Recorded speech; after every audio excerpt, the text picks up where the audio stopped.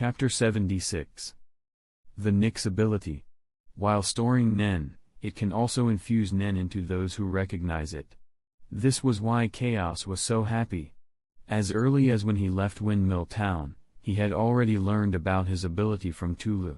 Originally, he thought that if the headset was destroyed, Tulu and the others would realize the seriousness of the situation and retreat decisively, costing him their help. But now, it was clear that this wouldn't happen.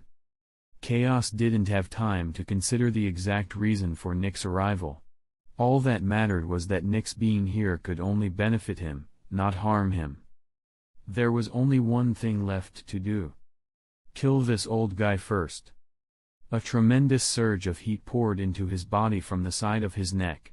Chaos looked at the airborne opponent, who was staring at his own hands in surprise. The Nen in Chaos' body burst out uncontrollably in that moment, as if his body had reached a critical threshold. Sensing this, Chaos followed instinct and suddenly mobilized the Nen he had kept hidden. Like a torrent crashing down from a great height, an explosive wave of power erupted from the young man. The impact of this aura instantly shifted Roll's attention, surprising him with the effect of the god's ability. Practice and more practice, steady and unwavering. Chaos aura flared like fireworks exploding into the sky, brilliant, but fleeting.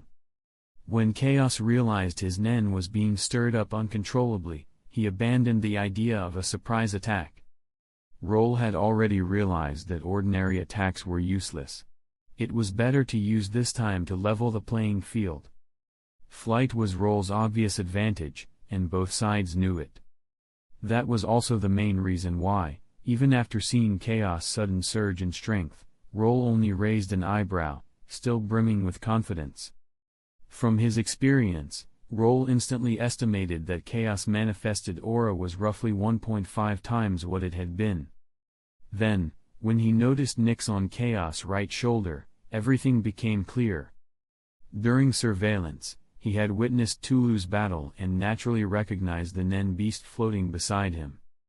Storage. Charging. Just from the information he had gathered, Roll instantly understood why Chaos had suddenly become stronger.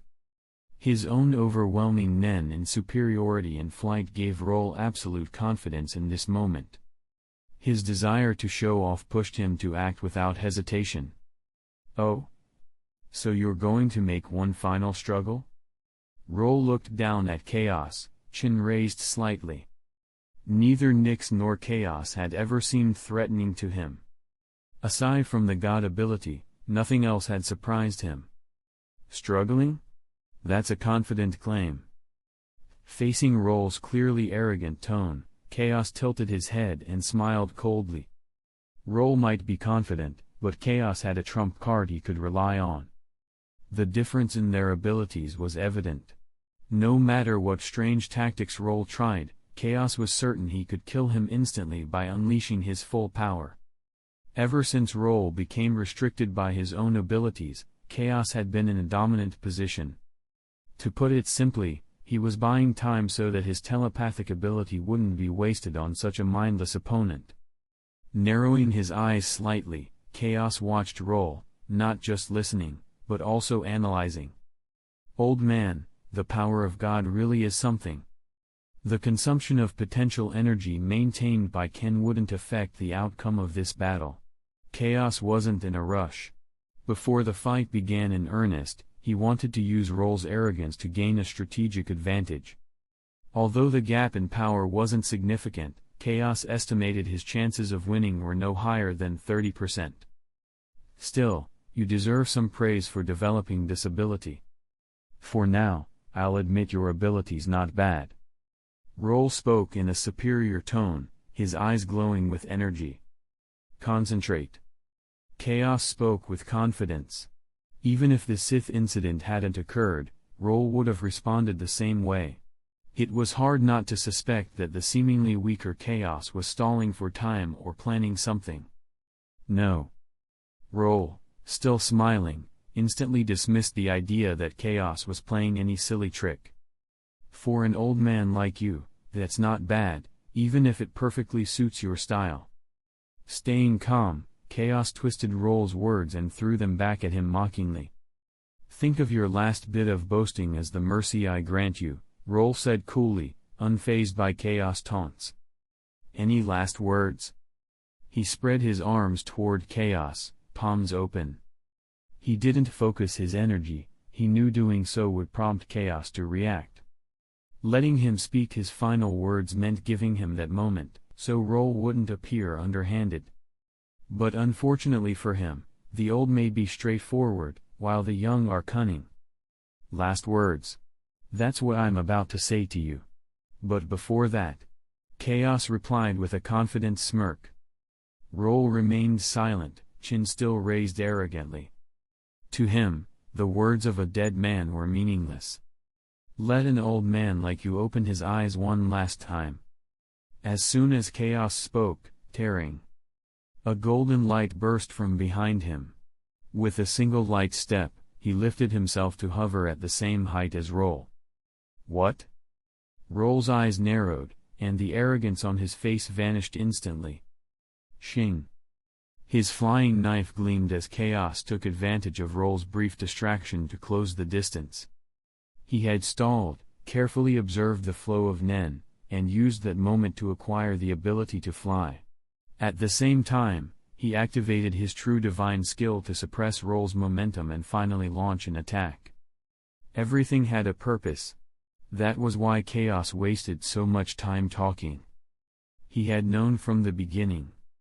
If he didn't have the same flying ability as Roll, Nyx would certainly be defeated given his current strength, unless Chaos resorted to his final trump card. Roll's weakening was merely a show of generosity. If that vast pool of potential energy had been allowed to soar into the sky, even the simplest telekinetic bullet would have left him helpless. Timing was everything. Still, Chaos didn't expect this opening to instantly defeat Roll. The man was a battle-hardened veteran with formidable talent. A golden flash lit the sky, and Roll, ever the seasoned warrior, reacted immediately. He raised one arm, and sharp energy surged from his body. Short pause time. "Apparently, if I don't talk here, the AI overlords get cranky. So hi YouTube algorithm, we love transformation. Okay, back to the story." Chapter 77. Taking advantage of Roll's weakness, Chaos successfully used God to gain a relatively even footing in the battle. Wings of Wind. An ability primarily grounded in the manipulation category, supplemented by emission and transmutation. He controlled his body with Nen, altered its sharpness, and emitted Nen to strike the enemy. While he had never attempted the first element before, Chaos had already mastered the others. Combined with the insight and vision brought by memory, he could grasp the core mechanics at a glance. With Chaos' talent for instantly mastering the shadowless divine sword, it wasn't difficult for him to learn the Wings of Wind within a dozen seconds once two of the three prerequisites were met. The battle erupted under Chaos' proactive assault. After obtaining God, the golden Nen covered Roll's own power, which was also golden. A crescent-shaped blade flew from beside Roll, cutting through the air toward Chaos, but Chaos shattered it cleanly with a single stroke. Compared to Chaos' calculated attack, Roll's response, even though reactive, left him momentarily unprepared. The Nen channeled by flow was clearly less intense than Chaos' output. Even so, the interference momentarily slowed Chaos' momentum. By the time he reached Roll, the latter had already soared high into the sky. In his prime, Roll had excelled at close-quarters combat. Back then, with little more than raw ability, he had relied on fundamentals to go toe-to-toe with powerful opponents. Now, he had aged, gained numerous abilities, and amassed increasing levels of Nen, but hadn't clashed with an opponent of equal strength in a long time. Even with his current limitations, he avoided engaging anyone too powerful, as most Nen users were too weak. Chaos' case was the first of its kind Roll had encountered in decades. Having no intention of trading blows directly, Roll dodged instead. This guy. Soaring higher, Roll looked down with a serious expression at Chaos, who was chasing him with relentless determination. A flash of irritation flickered in Roll's eyes as he flapped his wings. His speed surged, and with it, countless golden blades of wind slashed downward from the skies.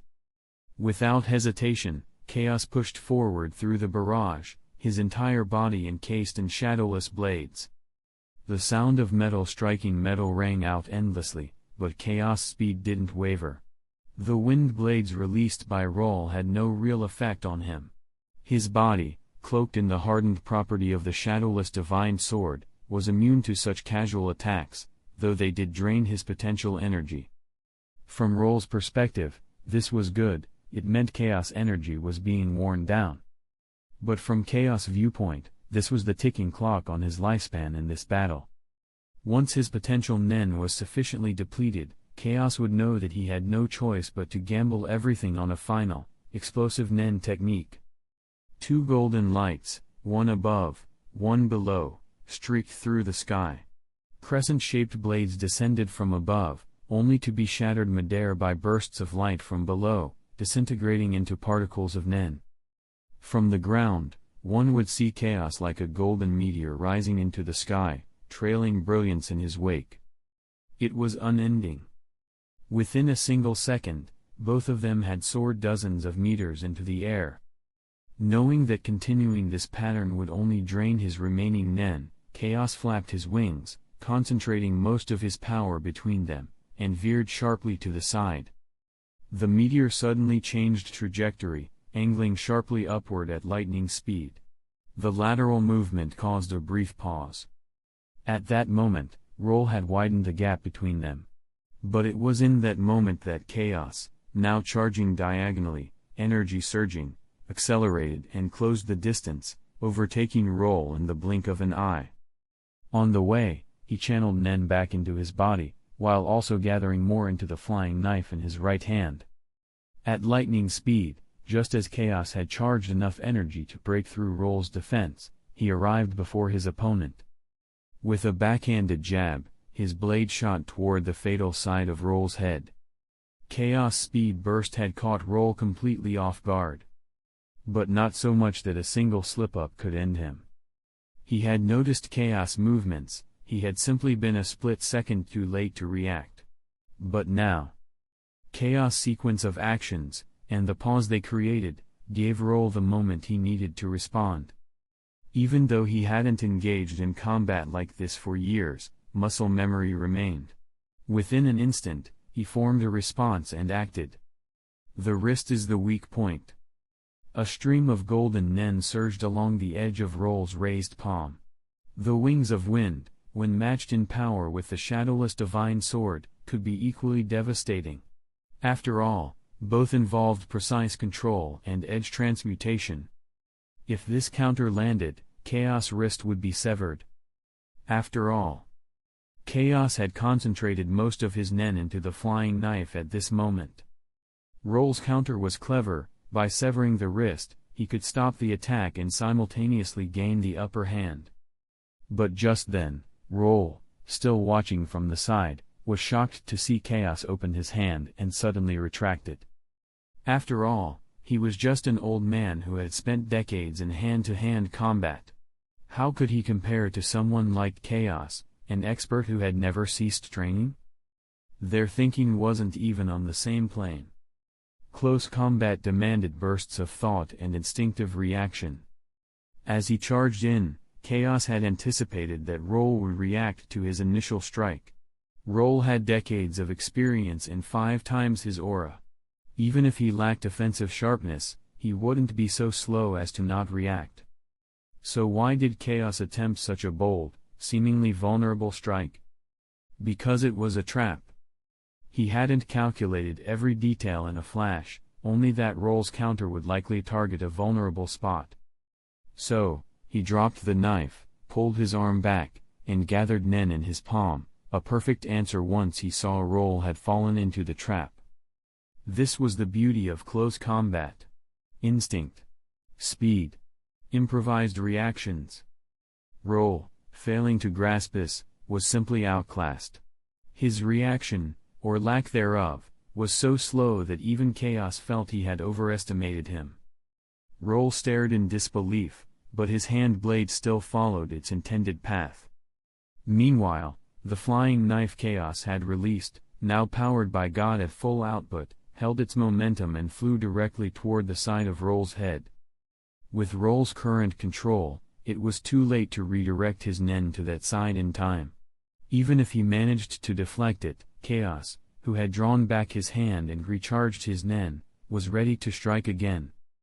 Even if Roll blocked the knife, he couldn't stop Chaos' second, more calculated blow.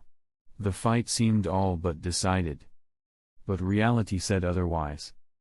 In a split second, the Nen surrounding Roll exploded outward, then abruptly softened. The flying knife drove straight in, but instead of slicing through, it sank deep, like a finger pressing into jelly. A transformation-type ability, Resistance by Diffusion, Chapter 78. The Resistance of the Escapers. An ability blending enhancement and transmutation, transforming Nen into a soft, jelly-like semi-solid, then reinforcing its toughness, absorbing force and rebounding it. The flying knife was stuck inside it, with powerful Nen forcing it forward. Even if the escaper specialized in defense, the difference in Nen volume meant that he should have been pierced at a vital point. But in the end, it failed. The blade pushed in, advanced, and then rebounded. The Nen that had penetrated into the jelly-like barrier was thrown back. Even with the blade fully submerged, it still failed to pierce the skin on the side of Roll's head. The flying knife had gotten stuck in Roll's Nen. Time passed in an instant. Despite Roll's ability surpassing Chaos' expectations and blocking the flying knife, Chaos didn't hesitate in following up. His upward thrusting palm, glowing with cold light, drove straight for Roll's heart. At that moment, Chaos clearly felt the resistance and rebound at his fingertips. The compressed Nen felt like tough leather, and it couldn't be pierced. Unlike a flying knife that leaves the hand, the palm could continuously channel Nen during the attack. Even feeling resistance, Chaos was confident that with just another second, or even half a second, he could penetrate Roll's strange Nen armor. Unfortunately, Roll wasn't that careless. That momentary resistance was all he needed to react. His body burst backward, manipulating his Nen, and in less than a second he was already over 10 meters away from Chaos. Hovering in the air and looking back at Chaos with lingering fear, Roll's expression turned grim. If he'd reacted even a fraction slower, he might have been killed by this kid. How about that, old man? The true use of God. Chaos' cold voice rang out. His slightly raised chin and confident smile came across to Roll as pure mockery, and it made his mood even worse. Stop being so arrogant, kid. Roll growled, his tone low and laced with fury. I'm just stating the facts. Nothing to argue about there, Chaos replied with a smirk. But inside, he wasn't nearly as optimistic as he looked. That entire pursuit had accomplished nothing but burning through his potential energy. The ability Roll had displayed made him nearly invulnerable. Despite Chaos chasing and clashing with him, the result, after all the energy spent, was that Roll hadn't suffered a single injury. That was undeniably bad for Chaos. Still, as he looked at Roll, Chaos' eyes flickered with calculation. Not entirely useless. At the very least, Roll's morale had taken a hit. He was no longer as confident or arrogant as he had been at the start. At first glance, it seemed insignificant, just a psychological shift. But in truth, emotion plays a critical role in battle. If Chaos could provoke Roll into a reckless attack, that could be the key to victory. Of course, it wouldn't be that easy. Chaos knew someone like Roll wouldn't make a major emotional mistake. But even small cracks could be exploited. Roll wouldn't lose his mind, but if Chaos could anger him, even a slight drop in clarity could increase his odds. Yes. What you said is technically true. Unfortunately, Chaos' plan didn't go as hoped. Roll's rising anger settled quickly as he calmly responded. From just this brief clash, he now understood what kind of opponent Chaos truly was. A monster. No doubt, a freakishly talented monster. As far as close combat went, Roll knew his own level. To be able to learn Wings of Wind during a brief conversation, and even evolve it into something new. That alone put Roll on high alert. He wasn't an idiot. On the contrary, he'd been through hundreds of battles. While he rarely met worthy opponents anymore due to his strength, the misstep just now brought him back into focus. Fully engaged now, Roll's years of combat experience allowed him to rapidly evaluate both his own situation and Chaos. He quickly developed a simple, effective counter strategy. Now that both sides had shown their true temperaments, unless a major mistake occurred, this battle wouldn't end quickly. Since Chaos was superior in close quarters, Roll would avoid that. His own potential far outstripped Chaos. He would use that advantage to wear him down. With steady, methodical tactics, victory would come to him. Roll's calm and calculated response made Chaos sigh inwardly.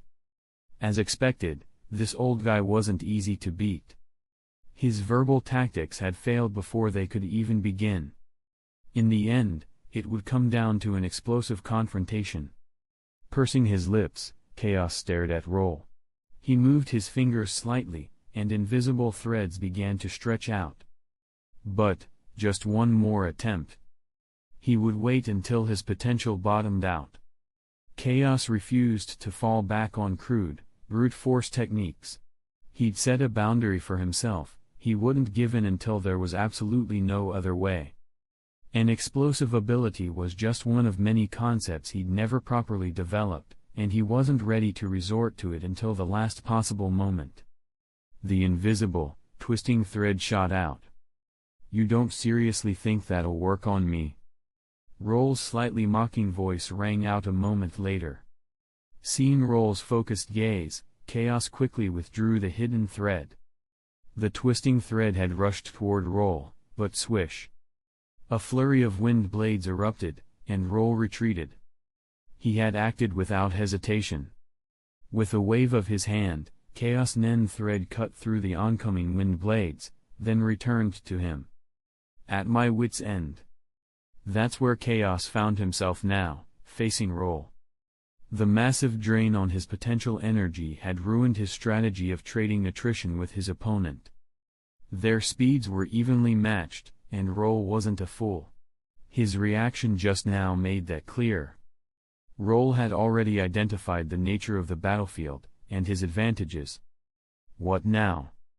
Countless crescent blades shot toward him from ahead. Chaos' body shuddered, and he dashed upward to evade them. The mastermind behind the scenes had only suppressed Roll's aura output, but not his core potential. With this level of energy, Roll could keep bombarding him with wind blades for over an hour. With that in mind, Chaos decided to stop directly clashing for now and conserve energy. He needed time to think. He couldn't risk running out of Nen before figuring out a counter. Dodging blade after blade, Chaos' thoughts spun. If I chase him, he runs. If I stop, he attacks. He's using his greater energy to grind mine down. My advantage is close combat, but he won't let me near. For several minutes, Chaos remained under constant pursuit from the crescent-shaped blades. Until Roll's attack pattern paused. A powerful fluctuation of energy erupted, and a crescent slash, faster, denser, and sharper, came hurtling toward him. Chaos' eyes lit up. Chapter 79. This should have been a conclusion Chaos reached earlier, but with Roll's actions, the situation suddenly became clear. In a fight against Roll, an opponent who avoided close combat, Chaos actually held the advantage. With his monstrous talent, Chaos was able to focus on gathering Nen even in high-pressure battles. That much more so now. This time, Chaos didn't hold back. After shattering Roll's attack, launched in a moment of hesitation, he openly redirected part of his Nen and began channeling it into his flying knife. With Roll constantly focusing his gaze and Nen on Chaos, there was no longer a need to maintain an for concealment. Naturally, Roll noticed Chaos' obvious action. He was confused at first, then his expression soured. There was no solution. As long as Chaos completed the charge-up, there was nothing Roll could do to stop what came next. His entire attrition strategy had already collapsed. Having witnessed Chaos' past battles against Sith and Ivor, Roll immediately understood the shift in dynamic. To the casual observer, it looked like Roll was pressing the attack, but Chaos was simply avoiding conflict to conserve energy. Roll had lived too long not to see through that. After all, his abilities' restrictions didn't limit his potential, and he knew Chaos, a tactical monster, had already understood the same. This wasn't overestimation. It was acknowledgement. Back to the current moment. Roll had seen Chaos overwhelmed by Ivor and Sith. At the time, Chaos barely broke through by sheer chance. But the current battle was completely different. This time, Chaos was only being suppressed because he didn't want to waste his Nen. Once he stopped holding back, Roll's only advantage, his larger pool of energy, would vanish. And now, with Chaos openly charging Nen, that advantage was already slipping away. If he channeled just 5% of his total Nen into the blade, it would take only 20 seconds to reach full charge. In 20 seconds, that knife, strengthened with Ken and hardened by Gyo, could be launched with explosive emission force at a speed so high that even if Roll saw it coming, he couldn't react or dodge in time. Chaos had learned Wings of Wind in under a minute. His imagination and skill were terrifying. Roll knew Chaos could absolutely accelerate his Nen output and movement. To summarize, Roll had to take out Chaos, whose speed was slightly diminished due to charging, within 20 seconds. But could he? Ivor had shown far greater endurance in close combat, and their skirmish had lasted nearly 10 seconds. It was because Roll knew he couldn't defeat Chaos in such a short window that he suddenly lost composure. Offense and defense weren't equivalent. Even if both charged energy at the same time, the one defending was naturally at a disadvantage. Ken, covering the whole body, even combined with Chaos God power, only maintained a static defensive layer of Nen.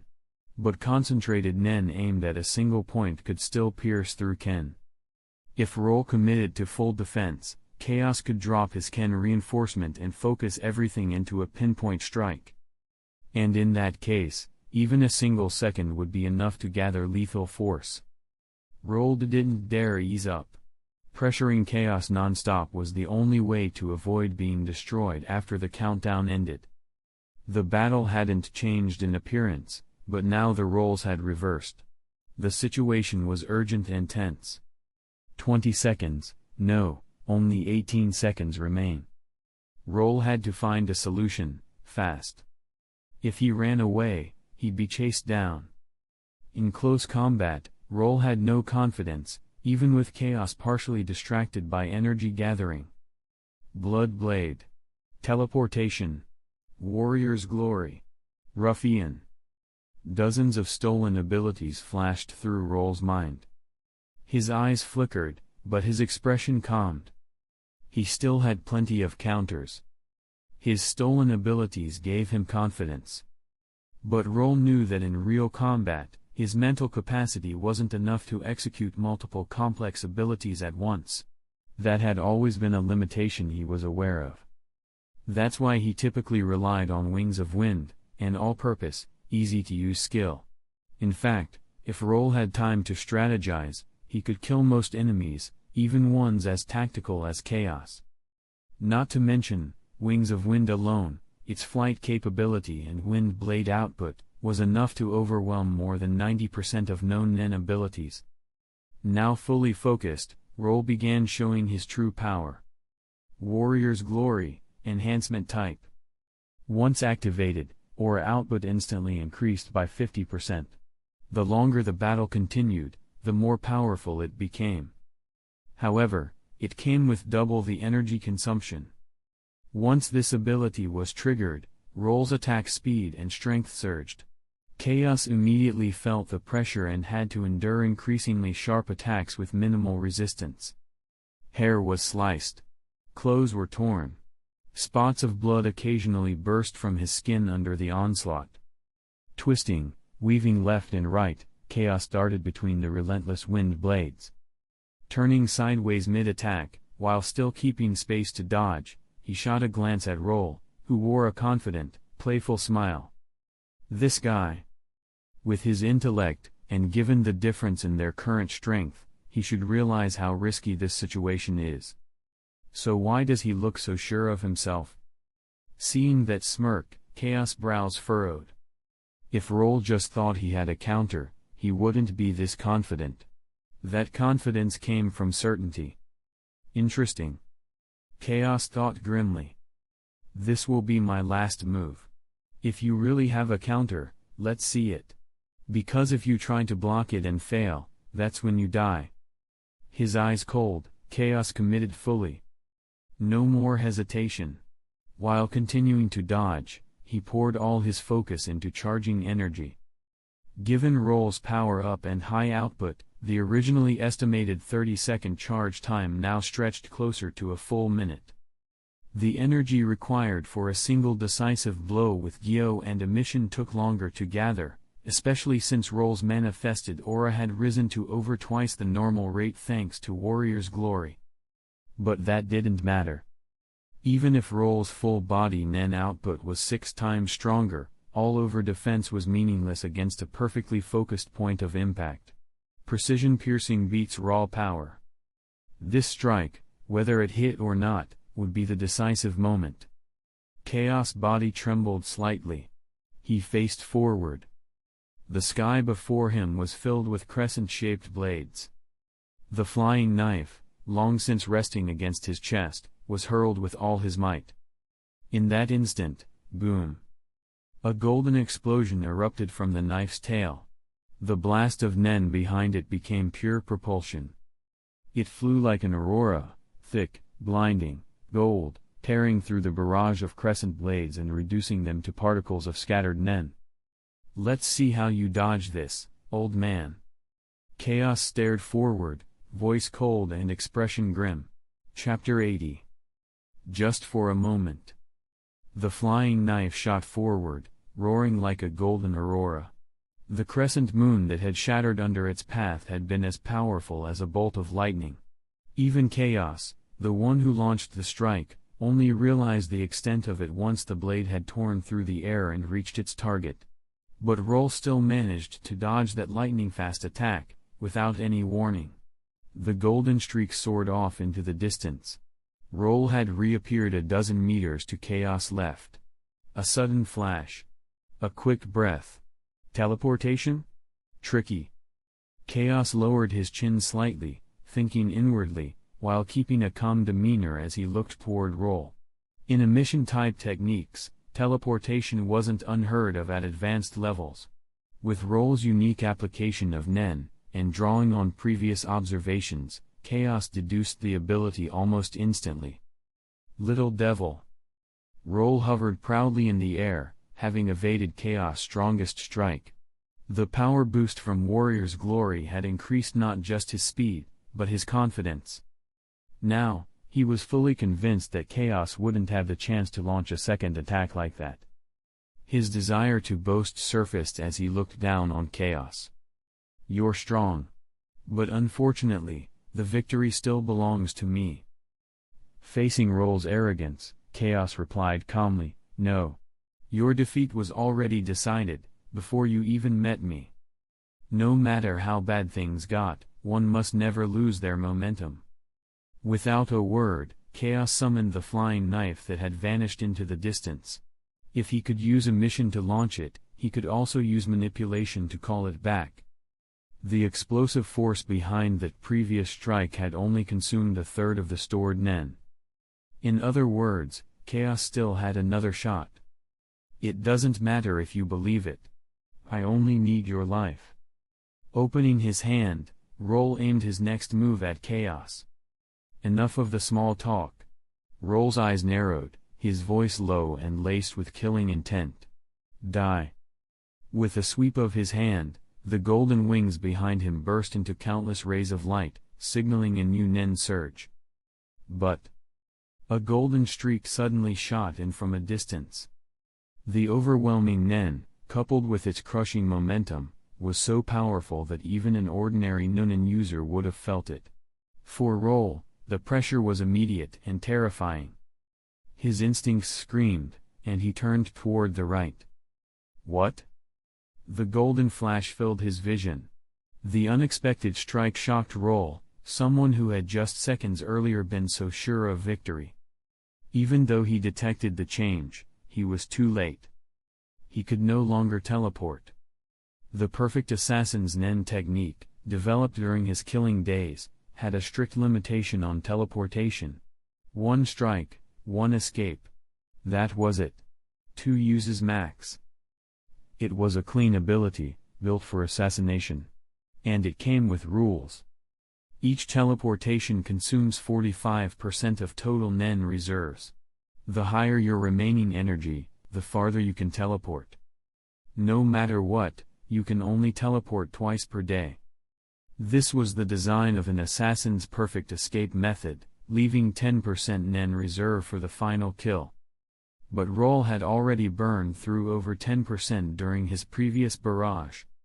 Which meant, teleportation was no longer an option. Ordinarily, this limitation didn't matter. He had never imagined that Chaos could recall the flying knife mid-flight and reuse it for another strike. In short, Roll had underestimated him. And now, the price was being paid. The golden light swallowed his entire field of view. As Roll's consciousness faded, he accepted death with clarity. If one is killed, then they die. He understood now. His blood-covered lower half dropped through the air, pulled by gravity. At that moment, the golden Nen bomb reached him, struck his body, and exploded with a thunderous blast. That's fine. Watching the blackened remains scatter through the sky, Chaos murmured softly, still mildly surprised. Roll's death had come a little suddenly, but it was welcome nonetheless. Spreading his wings, Chaos turned, flying toward his partner, guided by Nick's telepathic instructions. Chapter 81. It was easy to regroup with Eliza and the others. Chaos courteously landed far ahead of the moving car, giving the driver plenty of time to react. Tulu's support hadn't interfered with their escape, and Nick's Nen beast was unaffected by distance. Chaos silently approved of everyone's decisions. When death is imminent, choosing to live, even if it means separating, is far wiser than dying together. Because Chaos left enough distance for the group to adjust, Ireland, who was driving, remained calm and composed. The black sedan came to a smooth stop just a few meters beside him. "It's rare to see you actually using your head," Chaos said with a tired smile as he looked at Tulu stepping out of the car. Along the way, Chaos had sensed the Nen signatures of each person, clearing up a small doubt he'd held. From the beginning of the battle, Nick's Nen had shown only a brief initial surge, followed by a steady but weak trickle. Now he understood. Moken and Gliss, who had been maintaining Zetsu for recovery, had been gradually drained of their Nen by Tulu. At the time, with the battle raging, Chaos hadn't had a chance to consider such subtle things. But now that things had calmed, he felt relieved. Tulu, who stepped out with a pleased expression, looked confused upon hearing Chaos remark. "Nix. That's something you specifically told me to do this morning. If you encounter an enemy, absorb their Nen and send the Nix to your side after ensuring your own safety." Chaos knew that. He was praising Tulu's execution, not the idea itself, even if its direct contribution had been limited. He also understood why Nix had been summoned en route. He had assumed Tulu would read between the lines. Chaos had told them to flee, implying that even calling Nix would be pointless at the time. At that point, Roll hadn't yet become restricted by his own ability, so Chaos' judgment was tactically sound. But Tulu, stubborn as ever, had followed his literal instructions and summoned Nix anyway. By sheer coincidence, Chaos ended up defeating the restricted Roll at minimal cost. Compared to suffering major injuries or being forced to evolve new Nen abilities mid-fight, the outcome was more than favorable. Tulu blinked in confusion for only a moment, then burst out laughing. Ha! Seems like you're in a good mood. Chaos, even I'll take that as a compliment. Tulu assumed he was being praised for simply following orders and playing a helpful role. Unfortunately, the two weren't on the same page. What Chaos was truly praising was Tulu's adaptive use of his abilities, specifically how he had utilized Moken and Gliss proximity to boost Nick's power to its maximum. But few people realized the real credit belonged to Eliza. Yesterday's conversation between her and Chaos had been more than casual. He had shared detailed insights into Nen, hoping to prepare her for a potential awakening. She had sat beside him in the backseat as Tulu described his ability, and had memorized every word. In some ways, Eliza now understood Tulu's power even better than Tulu did himself. Chaos only learned about this later. Due to space constraints in the car, he now carried Eliza in his arms while flying overhead, using his end to scout for Sith's possible escape vehicle and guide the others on the ground. That was why he had flown like this. After some coordinated movements, the two vehicles made it out of the Tasha Desert. In the back seat of the car Ireland was driving. Chaos, now dressed in clean clothes, was speaking to Eliza. Although her use of Tulu's ability hadn't directly helped him win, it had revealed her sharp observational skills. Combined with yesterday's impression of her keen intellect and clear curiosity, Chaos was now genuinely considering guiding Eliza to awaken the Nen ability best suited to her. Healing abilities were useful, but they paled in comparison to specialized ones. Previously, Chaos hadn't intervened in Eliza's development because he hadn't given it serious thought. No matter how gifted she was, awakening Nen typically took a week. Not everyone was like Killua or Gon. Now, with nothing to do in the car, Chaos began subtly guiding her thoughts. During their conversation, he finally came out and said it. He could help her heal her disability, but he hoped her Nen wouldn't develop toward healing. He didn't offer a direct deal, because he knew Nen ability formation was determined not by conscious will, but by the subconscious. If she felt pressured by an overt transaction, even if she accepted, it might cause subconscious resistance and derail her development in an unintended direction. Eliza wouldn't refuse an offer to heal her legs, of course. But being forced into it might make her subconsciously rebel. It was unlikely, but not impossible.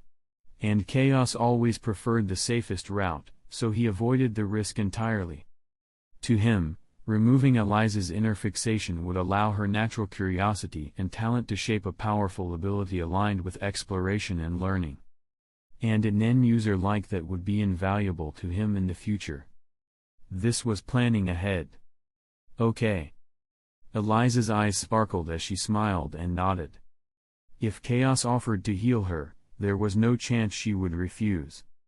Hey, Chaos. Are you trying to turn me into your clone? She grinned, amber eyes full of teasing mischief. Her joke was innocent but not entirely baseless. Looking at her, tilting her head and brushing her fingers against his lips, Chaos felt an odd sense of déjà vu. Saying he didn't want her to develop healing Nen sounded logical, but somehow felt awkward in this moment. You could say that, Chaos replied with a casual tone, despite the deeper thoughts beneath. Then you'll have to take responsibility, Eliza said with a laugh. All right. Chaos nodded, gently brushing her hair. If she didn't resist, then he'd go along with it. That was his way of thinking. Besides, it was just a bit of affection. Eliza closed her eyes and leaned into the gesture, nuzzling her head into his hand. There was no deeper intent, she just wanted others to see her as someone emotionally close to Chaos. The books always said, there's no reason for love. But Eliza disagreed. Chaos' beauty made her stare, and his words put her at ease. Those were plenty of reasons. She rarely left her home, but she was well-read, enough to match anyone in knowledge. Worldview. Morals. Priorities. She knew exactly what she wanted, and what she didn't. Eliza Searle. She may look innocent, but she was anything but ordinary. Birds of a feather flock together. Maybe Chaos had sensed that all along, that's why he was so kind to her. With Roll gone, no more enemies blocked their journey. They drove to Bienport, boarded an airship, and by evening, reached their destination. Chapter 82. September 16th, night. In a manor in Pava City, Sir, an aging father, watched as his daughter was carried in by a young man, his expression filled with complicated emotion. He tried to show some disapproval. But it wasn't enough. The metaphors in the prophecy poem, terms like God described someone whose presence could not be questioned. Dad. Eliza raised her hand and called out to Sir, her voice bright with happiness. The 10-year separation hadn't made her feel distant. She understood clearly, her father had been working for her sake all along. Her mindset, despite her disability, remained incredibly strong. By contrast, Sir felt a little inadequate. Though he knew from their frequent phone calls that his daughter was cheerful, he hadn't expected her to greet him so naturally, so free of hesitation after all these years. Soon, Sir realized the problem was his own. He laughed inwardly, adjusted himself, and welcomed her with a wide smile. Eliza. Long time no see. Chaos didn't interrupt the long-awaited reunion. After handing Eliza over to Sir, he exchanged a few brief words and left to give them space. Moken had arranged a room for him. After washing up and changing into pajamas, Chaos lay on the bed with his hands behind his head and eyes closed. Though he appeared to be resting, the faint golden light shimmering around his body told a different story. Roll's overwhelming strength earlier had pushed Chaos to return to intense training. Training had always taken up a large part of his life. Now, it would become even more critical. Roughly 2 hours later, at midnight, the time Chaos had arranged to meet with Sir. Moken raised his hand, ready to knock on Chaos' door when the boy, now changed out of his pajamas into a striped t-shirt, opened the door himself. Mr. Chaos, Master Sir is waiting for you in the study, Moken said respectfully after a short pause. Lead the way, Chaos replied with a small nod. He had already sensed Moken's approach through in. Please follow me. Moken bowed slightly and led the way. They passed through a reception room and corridor. A few minutes later, Moken stopped in front of a study designed in a somewhat classical style. Sir, Mr. Chaos has arrived, he announced softly at the door. The door wasn't fully closed. Before Sir could even respond, Chaos walked past Moken and entered. Good evening, Chaos. Is it alright to call you that? Sir asked, attention fixed on the doorway. Whatever, Chaos replied casually. The blade of a Suret, this is what you deserve, Sir said, skipping introductions and getting straight to the point as he pushed a wooden box across the desk toward Chaos. Chaos nodded slightly and sat down without waiting for an invitation. He opened the box. The glint of a gorgeous 7-colored blade reflected in his eyes. His lips curled in a faint smile. Receiving a weapon that directly enhanced his combat power was a rare thrill. Chaos was confident that with this blade, and no additional force, he could kill someone like Roll instantly, assuming equal strength. Chaos, sorry to bother you. Sir's voice brought him back from his thoughts. I'm not particularly interested, Chaos replied, closing the box and shaking his head. I can tell you have more to say. I'm guessing it's about Eliza, right? His reasoning was simple. With the blade of a Suret in hand, there was no more business between them unless it concerned Eliza. Their conversation so far had been too pointed to be casual. Sir clearly cared deeply for his daughter. Considering the prophecy poem, it made sense. Most likely, Sir had learned from the prophecy that Chaos could heal Eliza, and now wanted to confirm it personally. Even if he was wrong, Chaos intended to guide the conversation toward Eliza anyway.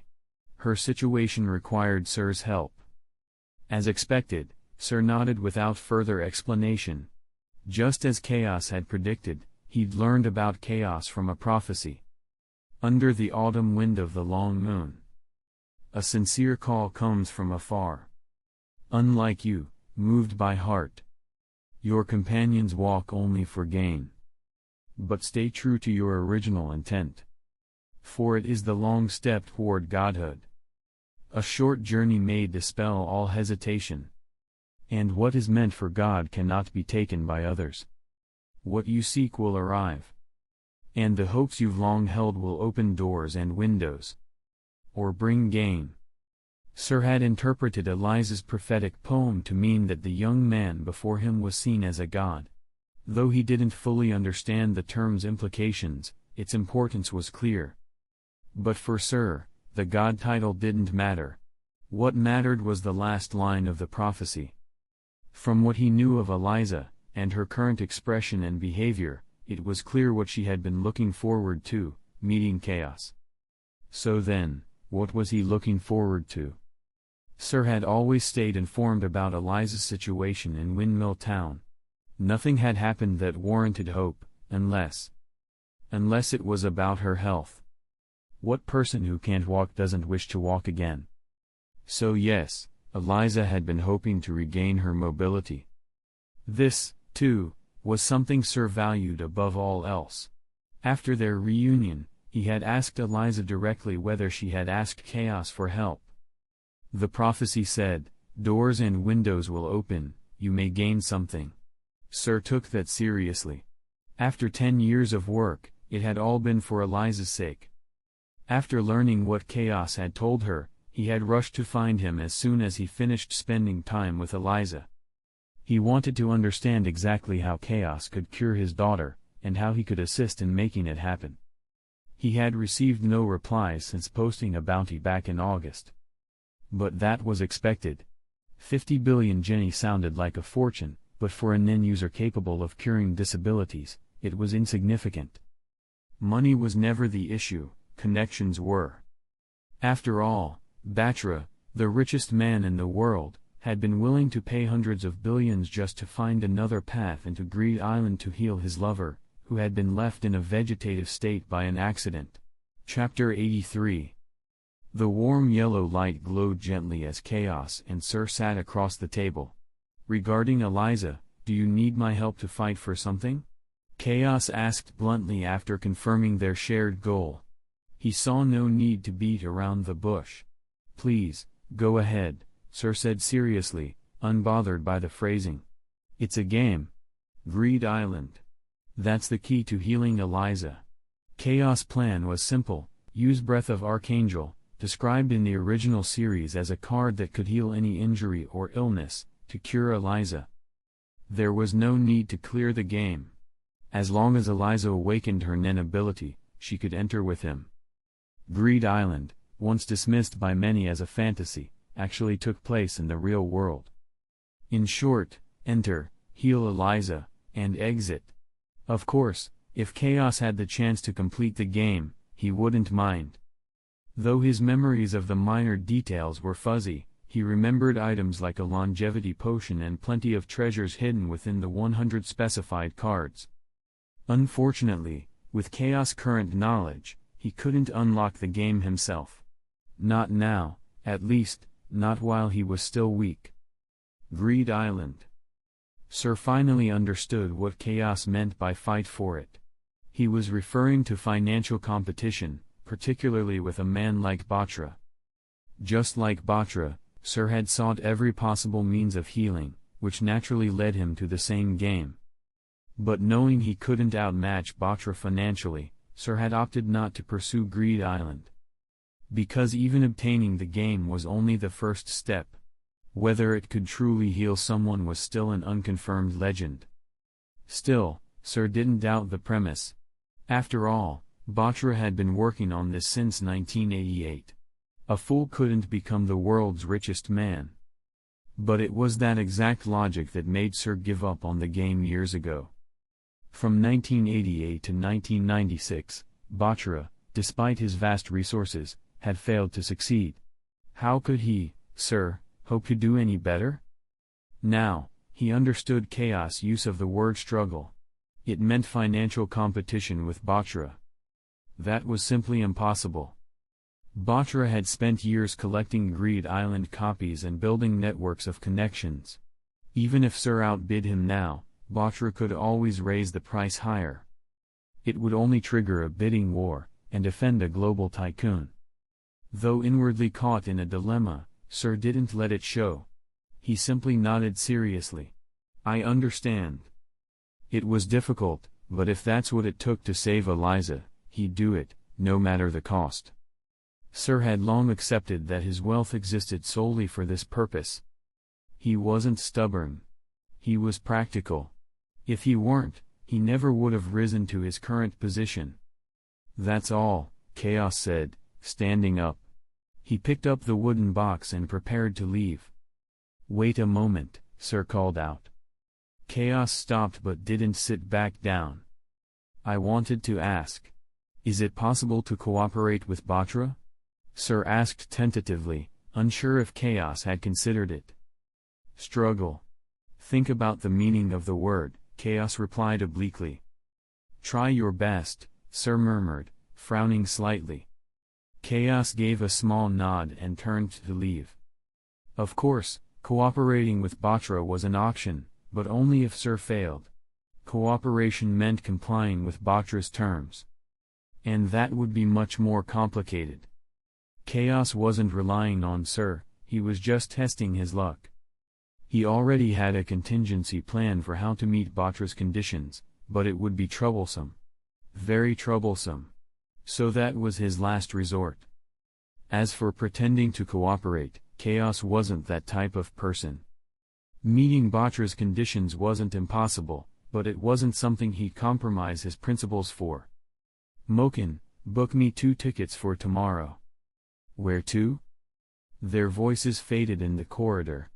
Sir remained seated in the study, massaging his temples with both hands. A habit of his, pressing the sides of his forehead whenever he was stressed. As he lowered his head, a cup of warm water appeared in front of him. Thanks, Sendel. He stopped, accepted the glass, and took a sip. He sighed. It was one thing to not have anyone expecting greatness from you. But when 90% of your daughter's future relied on someone else, it was frustrating. The man named Sendel was a rugged, bearded figure. He glanced toward the door and muttered in his deep voice. He's terrifying. I didn't even think of trying to challenge him. A small fry. Less than 90% of Gliss. That would be Chaos' evaluation of Sendel, if he were here. And yet, despite that, Sendel was the strongest fighter in an entire crime syndicate. That only further emphasized how far above the average Chaos had risen. The key word here was average. From the perspective of the general population, Chaos' strength had reached the top tier of second-rate fighters, far beyond the reach of normal people. In contrast, someone like Gliss was at the bottom of the second-rate class. For reference, in his prime, Roll had been a first-rate fighter, roughly on par with Isaka. This was how Chaos had begun categorizing power levels based on the elite combatants of the Hunter world. The next day, Chaos and Tuu said goodbye to Eliza and boarded the airship to Heaven's Arena, arranged by Mokin. Eliza, not yet trained in Nen, couldn't enter Greed Island, so Chaos didn't want to waste the idle time. Heaven's Arena was the most ideal destination for now. His goal was clear, to observe a wide range of Nen abilities and gain inspiration for the one he intended to develop. After all, Nen was this world's fundamental power system. Understanding its native structure was essential to forming a powerful, coherent ability. The information Chaos already had on Nen was helpful, but it was too abstract and the systems didn't align exactly. Theory alone wasn't enough. He needed practical exposure, a fusion of theory and real-world application. In that sense, Heaven's Arena, where countless Nen users gathered, and an alternate path to Greed Island was the perfect place to begin. Chapter 84. September 17th, noon. Sunny. On the airship, Chaos, eyes closed in rest, opened them as the broadcast announced their arrival at Heaven's Arena. He turned to look out the window. The colossal building stretched into the clouds. Even from a distance, it was awe-inspiring.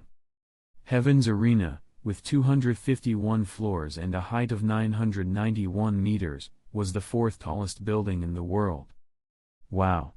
Tulu's eyes lit up with joy as he took in the view. On the way, he had already learned the basics about Heaven's Arena from Chaos. Whether it was a fighter's paradise or a barbarian's sanctuary didn't matter to him, what mattered was that there were battles. He'd been worried about finding a place to train, to fight, to grow stronger. Especially after what had happened with Nestor back in Meteor Street, the urgency had never left him. Just as Chaos understood Tulu, Tulu understood Chaos. He firmly believed that Chaos was someone who never forgot a grudge, and once strong enough, would return to settle scores and blood. The fact that Chaos hadn't mentioned it meant only one thing: he wasn't ready yet. That knowledge drove Tulu with a quiet fury. Right now, he couldn't even see Chaos back, let alone avenge anything. Sometimes, Tulu's mind operated with precise clarity, especially when it came to revenge. It was the particular brand of obsession common to people from Meteor Street, the drive to unleash their full potential. They arrived, disembarked, and followed the crowd out of the terminal. There were shuttle buses directly to Heaven's Arena, but Chaos didn't board one. Instead, he took a taxi with Tulu. It wasn't about avoiding crowds, he needed the driver's help with something. Card swipe. Currency exchange. Once the taxi dropped them off, they arrived at the base of the towering Heaven's Arena. "Hey, Chaos, can we, break the rules here?" Tulu frowned at the long line stretching out before them. Having worked under Geppert, Tulu had developed a habit of obeying unavoidable rules. In Chaos' words, Tulu did whatever he pleased, as long as he was willing to bear the consequences. A self-aware lunatic, in short. When Tulu started asking, "Can we?" that was when frustration set in. "Come with me," Chaos answered, dodging the question. Technically, they could force their way in, but there was no need to cause a scene. Anything solvable with money wasn't a real problem. "Miss you. Transfer funds." Chaos, who could earn tens of billions with just a few words, never cared much for money. Skipping the line with a generous payment, Chaos and Tulu easily bought 2 priority spots. While some in the back were clearly annoyed, they quieted down when they saw the men ahead happily accepting money and rejoining the end of the line, and especially when they caught sight of Tulu's intimidating figure. "Welcome to Heaven's Arena," the receptionist said professionally, handing Chaos a registration form with both hands. "Please fill out the form truthfully. The information will affect the difficulty of your opponent and your personal safety." Chaos nodded as he scribbled quickly, finishing and handing the form back. His name was fine. Gender? Borderline. But the 14 years of fighting experience? That was pushing it. The receptionist glanced at the form while inputting the data. Though it looked suspicious, she said nothing and entered it all as written. Their assigned numbers, 2054 for Chaos, 2055 for Tulu. With registration complete, they entered the first-floor lobby at the receptionist's signal. They passed through a corridor, and the space opened up, filled with the roar of noise and the thud of blows. The layout resembled a sports stadium. Below the sparsely filled audience, maybe 1,000 spectators, were 16 rings, evenly spaced. Each arena hosted 2 fighters and a referee. The entrance of the newcomers drew no attention. The first floor was for preliminaries, most of the audience were casual spectators. All eyes were locked on the fights below, the energy of each punch stoking excitement. Doesn't look like anyone here's worth fighting, Tulu muttered, rubbing his chin and scanning the area. Chaos ignored the minor bouts.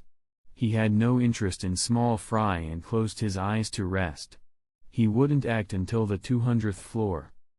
His recent fight with Roll had been a great lesson. From wings of wind to multiple forms of telekinesis, the insights were invaluable. 10 minutes later, the computer randomly selected Chaos' opponent. In Ring A, following the broadcast, Chaos stepped up alongside a dark-skinned, middle-aged man in shorts with an afro. Many contestants turned to watch. These low-level fighters judged strength by physique, and they'd already sized up Chaos. To them, his slim build meant weakness. Muscles were the romance of men. Since matchups were randomized, many had hoped to face this frail opponent themselves. Losing that chance sparked annoyance. A few contestants voiced their thoughts. "Puff, you lucky bastard. You got a kid for your first fight. Did you crawl out from under some old hag? Come on, beat that little bitch until she cries." Most were just trying to stir up trouble, not only envious of Puff's matchup, but craving the thrill of brutality. Just then, an eerie pressure radiated from Chaos. He turned his head toward the loudest voice. Bang! An invisible shockwave exploded in the heckler's mind. His eyes rolled back, and he collapsed, unconscious. He'd been about to shout, but the words died in his throat. No one noticed. The audience was too absorbed in the fights. And the man had come alone. No one seated nearby gave him a second glance. In the first level round, the match duration is 3 minutes. If no winner is determined by then, I will decide the result. Please keep that in mind. The referee spoke fluidly, then stepped back and raised his hand. Let the match begin. The man, dubbed Puff by the others, clearly hadn't taken it seriously. He bounced lightly on his toes, his stance hinting at a boxing background. He didn't say a word, just dashed forward. And then, bang! He hit the ground, unconscious. No warning. No explanation. The referee stood frozen. The arena fell silent. Hey! Hey! That wasn't a fixed match, was it? Puff, were you weak last night? But it only lasted a second. The crowd resumed shouting. The referee snapped out of it. He'd seen knockouts, sure, but not like this. To be safe, he checked Puff's vitals himself. Then, standing, he looked up at the unfazed Chaos, tore a slip of paper from a small device, and handed it over. Contestant 2054, please proceed to the 50th floor. Chaos took the slip and walked away from the ring. Chapter 85. Mental strength is the foundation of the technique Chaos had just used. The use of Nen, from its 4 fundamental principles to advanced abilities like manipulation, is intimately tied to one's mental focus. Although Chaos had always understood this in theory, it wasn't until his battle with Roll that he truly internalized its value. That was the greatest gain from that fight. Now that he had begun to actively tap into his mental power, he had countless ways to affect reality seemingly out of thin air. Just moments ago, he had used his aura to shock someone's mind, a technique he dubbed mental shock. Crude, but effective. His flying knife could now move more freely than ever.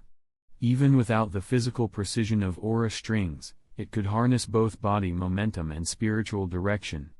The fusion of the two yielded mysteriously precise movement. There were other impressive applications, such as infusing one's will into Nen, transforming it qualitatively. All in all, this was a path worth serious investment.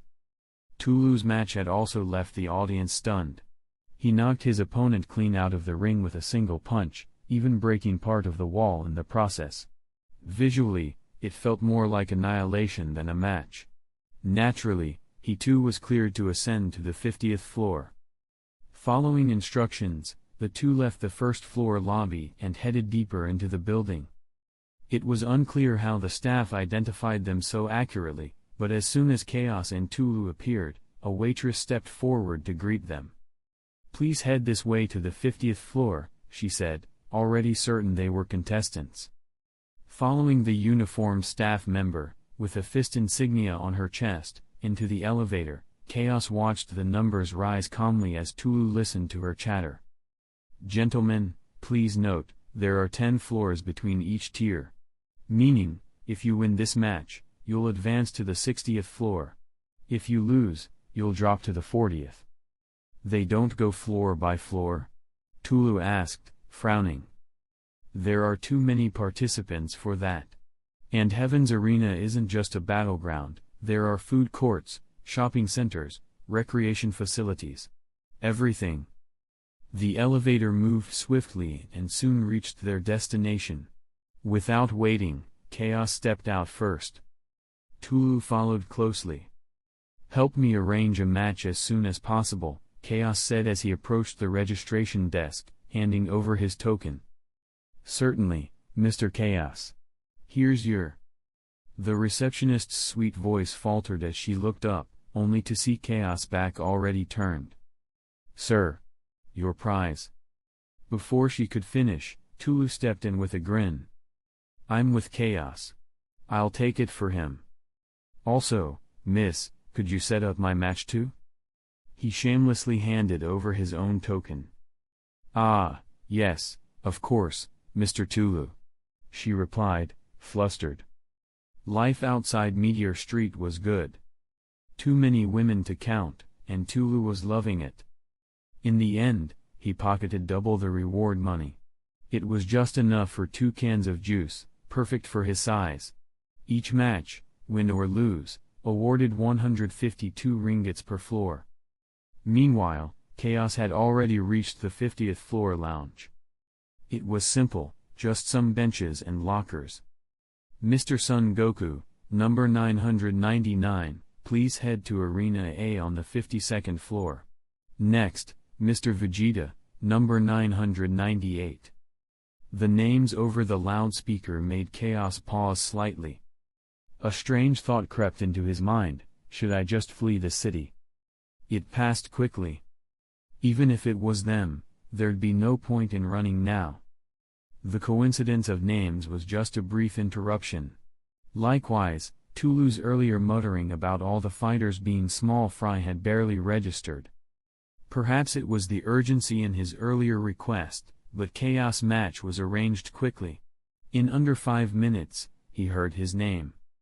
"Mr. Chaos and Mr. Mur, please report to Arena C on the 59th floor.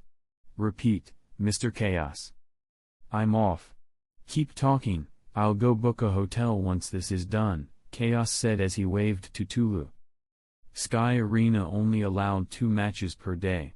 Chaos had no plans to linger here. His real target was the fighters above the 200th floor, those with true nin abilities. "Got it," Tulu replied, raising a hand in farewell. Starting from the 2nd tier, all matches at Heaven's Arena were open to betting. While competition was fierce, people were always chasing quick profits. As Chaos entered the arena with his opponent, the crowd was already roaring with excitement. To them, Heaven's Arena was a chance to witness strength and earn money. It was the perfect storm. So noisy. The thunderous cheers rang like static in Chaos' ears. He frowned slightly, wondering if he should just knock his opponent out instantly. Just then, an energetic voice echoed through the arena's PA system. "Everyone, sorry to keep you waiting. Please look up." The crowd quieted down. Suspended in the air were 4 massive LED screens, one on each side of the arena, ensuring full visibility from any seat.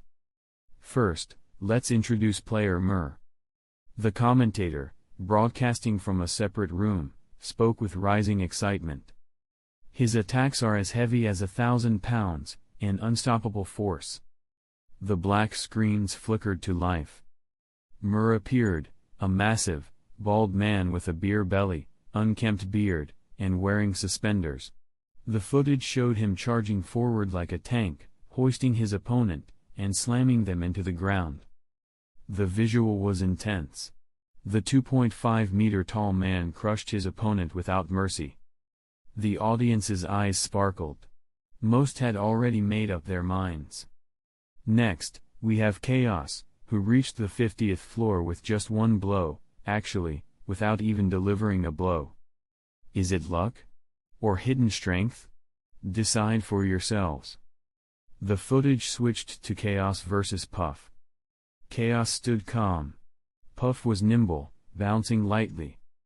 Then the fight began. Puff rushed in and collapsed without warning. The audience was stunned. No one had seen something like that before. After the footage played, the commentator's voice rang out. "All right everyone, place your bets." Whipping up the crowd was a commentator's job. Typically, spectators placed bets within seconds, driven by emotion. But this time, there was hesitation. Puff had clearly been agile, yet she had fallen instantly. The unpredictability made people second-guess. Normally, bets closed in under 2 seconds. This time, it took 5. In the end, the majority played it safe. Mur's odds, 1-1. Chaos odds, 1-2.4. As expected, faith in Chaos isn't too high, the commentator laughed. Can he defy expectations? Let's find out. Now, for the rules. When are we starting? Chaos irritation grew. A 1-second fight had been stretched to minutes of build-up. Thankfully, the referee didn't follow the commentator's pace. Once the odds were displayed, he turned to both fighters. Ready? The commentator's voice still boomed. As you know, matches are decided by knockout or point total. Chaos ignored it and simply nodded. Then begin. The referee shouted, stepping back. Boom. A mountain of flesh collapsed with a thunderous crash. Instant silence. You could hear a pin drop. Chapter 86. What? What just happened? What's going on? Player Mur just collapsed without any warning, just like the fighters on the first floor. A voice of disbelief echoed out, followed immediately by the excited shout of the commentator, fully leaning into their job of riling up the crowd. The stunned silence broke like a dam, and in the next second, the entire arena erupted into roaring cheers. Losing once didn't matter. What thrilled gamblers and spectators was finding an underdog, a hidden gem, and riding that streak to consistent wins. The mystery surrounding Chaos made him a prime candidate. Longtime Sky Arena bettors always kept an eye out for such legends in the making. Watching the birth of a powerhouse, being there from the beginning, and gaining fortune while doing so, these were the moments people lived for. And indeed, such mysterious entrants had appeared in years past. In the following week, Chaos bulldozed through the competition and ascended to the 200th floor. His signature move, Mental Shock, invisible to the average person, proved devastating. Despite being completely silent, it visibly crushed his opponents. His tendency to lock eyes with his target before releasing the technique became a trademark, adding to his mystique. He soon earned the nickname God from a growing legion of fanatical followers. Partly because of his seemingly divine strength, and partly because of his flawless looks, one should not gaze directly upon a god. September 24th, afternoon. Chaos and Tulu stepped into the elevator bound for the 200th floor. Thanks to Tulu's habit of knocking out his opponents with a single brutal punch, the audience had given him a nickname as well, Brutal Beast. Following the signage, the pair entered a T-shaped corridor. "Oh, we're finally here," Tulu said, glancing at the overhead signs. "Let's go," Chaos replied with a smile. The thought of witnessing so many advanced Nen abilities filled him with excitement. As they stepped in, they immediately sensed a faint aura hanging in the air. "It's a manipulation-type aura." "Chaos," Tulu grinned, clearly energized by it. "Didn't I already tell you? Everyone above the 200th floor in Heaven's Arena uses Nen, Chaos said casually before Tulu could ask. As they continued down the hallway, the aura faded quickly, and a receptionist appeared at the end. Her job was simple: warn newcomers that the fighters beyond this floor were extremely dangerous, and that they shouldn't throw their lives away needlessly. However, if the person approaching didn't flinch at the aura, she wouldn't stop them. That was the line. Her warnings were only for those without Nen. Chaos and Tulu didn't qualify, so the aura was withdrawn even faster than usual. Not everyone was like Hisaka, theatrically creepy. Here, 200th floor residents didn't bother scaring off prey, they preferred looking harmless so that newbies would let their guard down and engage. Still, there were watchers. Chaos could already sense dozens of distinct Nen signatures scattered through the hallway. He figured the registration desk must lie beyond them. "Mr. Chaos, Mr. Tulu, welcome to the 200th floor," the receptionist greeted them politely. Just like other arena staff, she was attractive, but this one had dark circles under her eyes, and looked exhausted. "You'll need to re-register now that you've reached the 200th floor. Please do so before midnight or you'll be demoted back to the first floor and need to start over. If you miss the deadline again, you'll be permanently disqualified. Also, starting from this level, all weapon restrictions are lifted.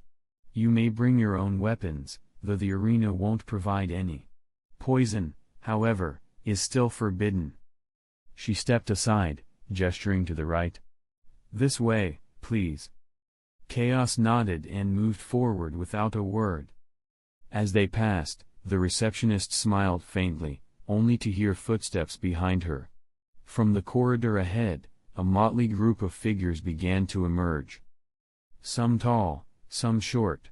Fat, thin, limping. A few were missing arms or legs. A dozen or so people shuffled out to follow.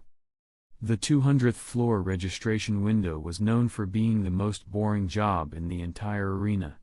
Sometimes, there'd be no activity all day. So when the receptionist at the window spotted the two newcomers, she immediately perked up, twirling her pen with energy. "Welcome to the 200th floor, Mr. God and Mr. Brutal Beast. You've been rising through the ranks like a storm." Her smile was genuine. "Finally, something interesting. Please register here," she said, placing two forms on the counter.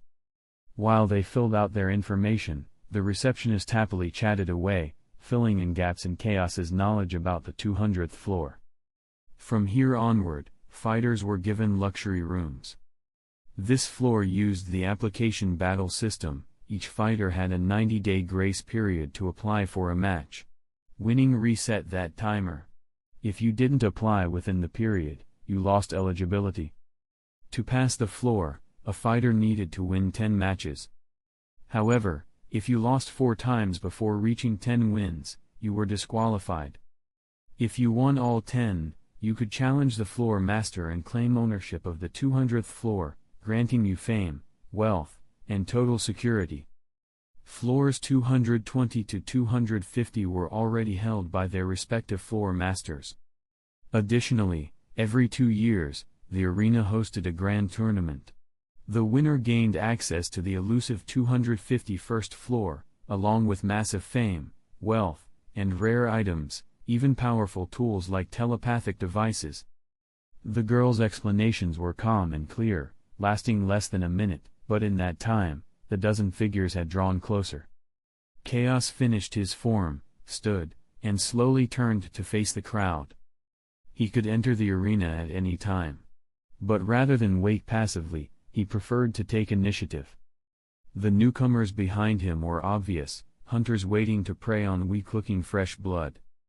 Of course they'd want an easy victory. Chaos flashed a harmless smile. "You want to fight me?"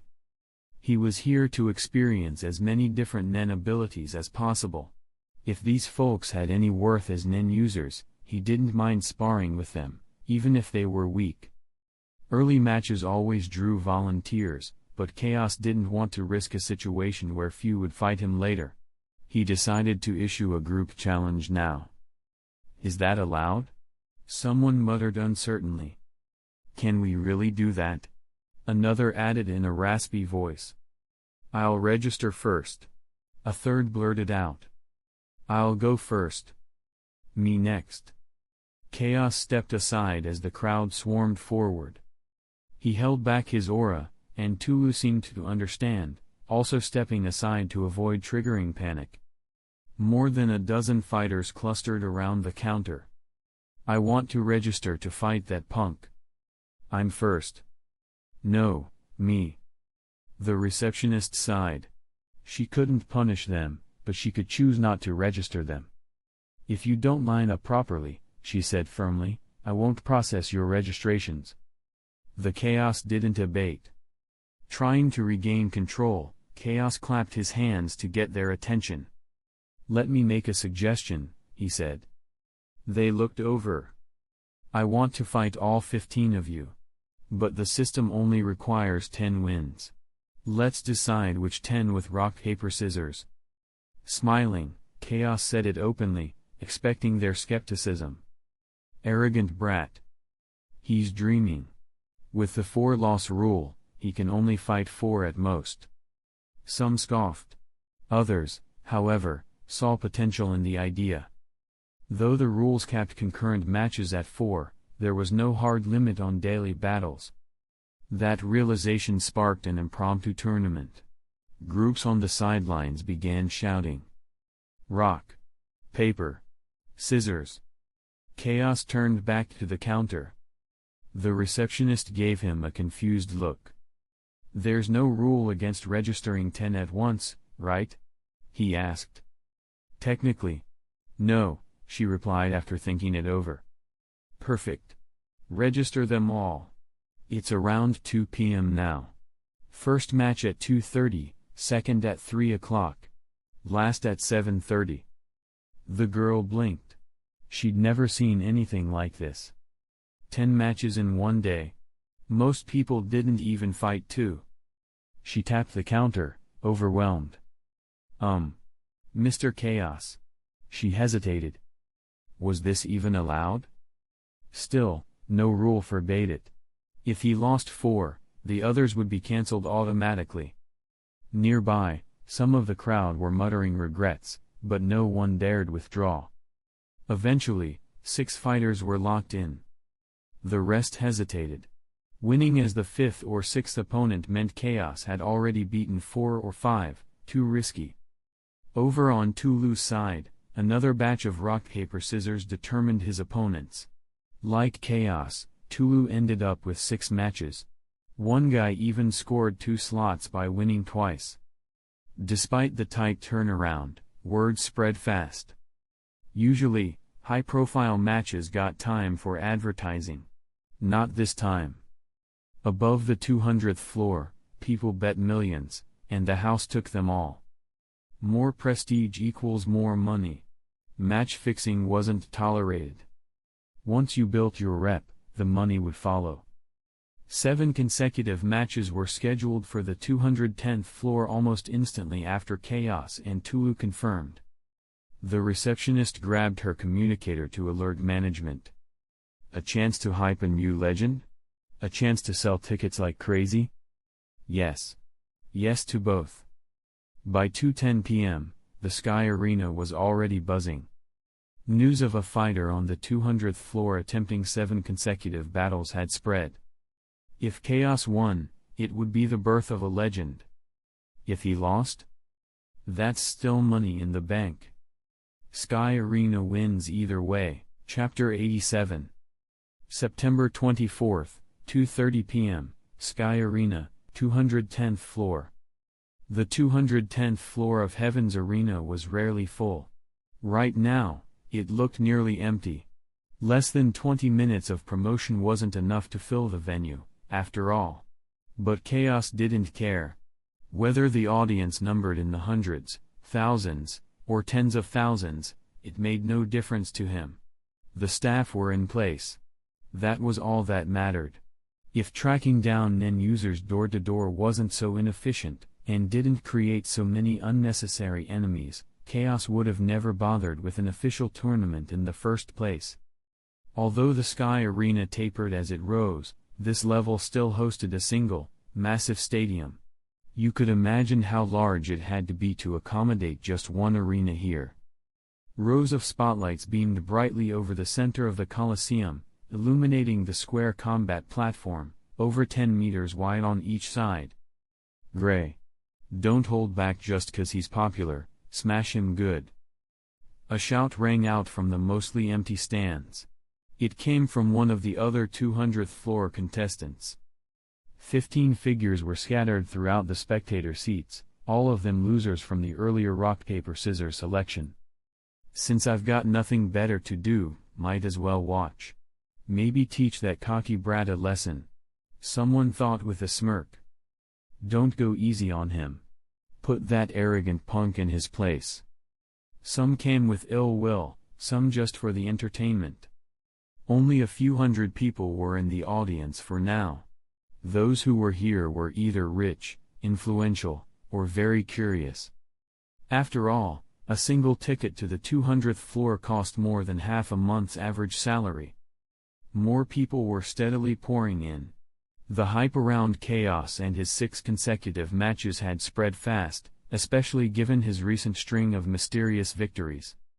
Betting opened immediately. A Sky Arena exclusive broadcast even cut into live programming to showcase the fight. Even without ideal prep time, Sky Arena maintained its professionalism. They said 2:30, and it began at 2:30, on the dot.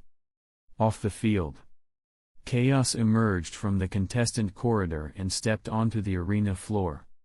Ladies and gentlemen, today marks a historic moment at the Sky Arena.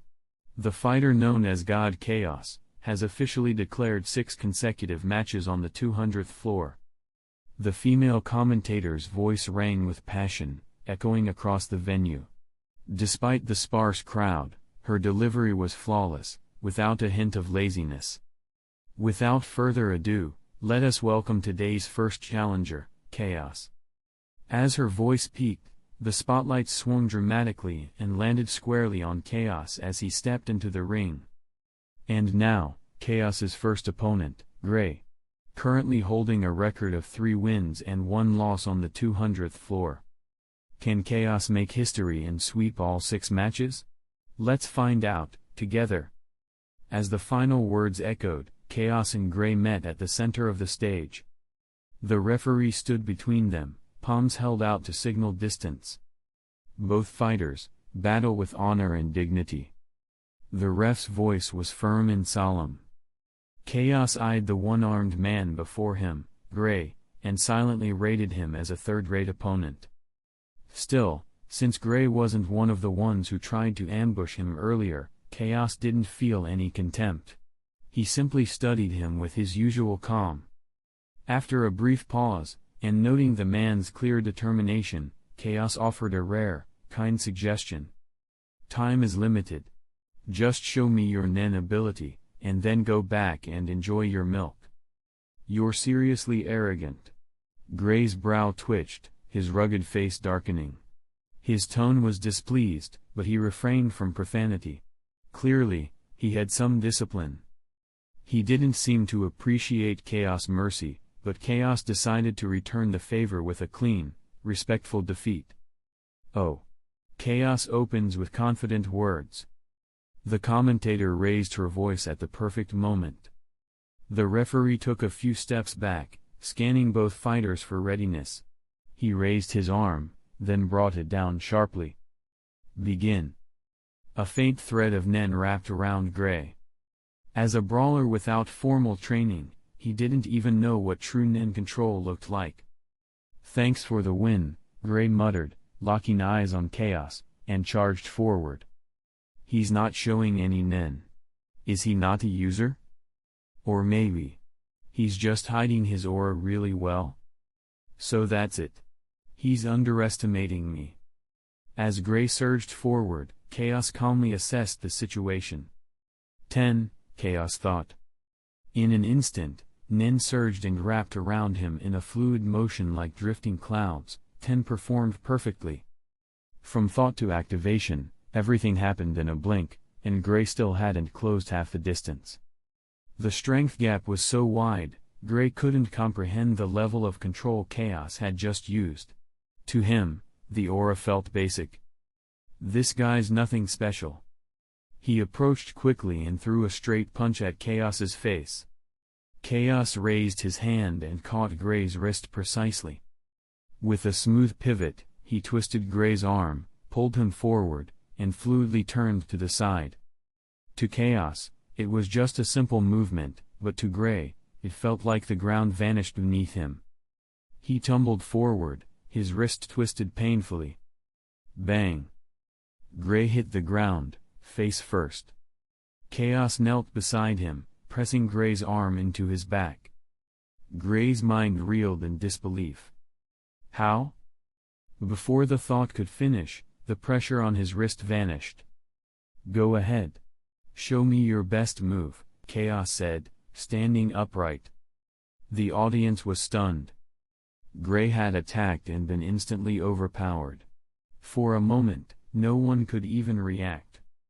Excellent strike, 2 points for Chaos, the referee declared first, snapping everyone out of it.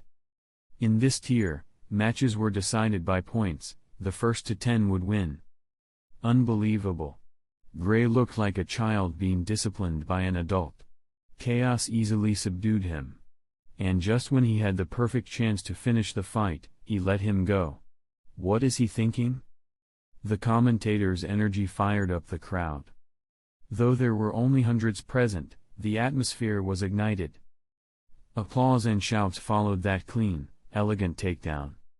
The live broadcast continued, and more viewers across the arena tuned in. I get it now. You weren't being arrogant. We were just too self-righteous. Gray stood up slowly, speaking with new respect. He'd seen the gap in their skills now, and it humbled him.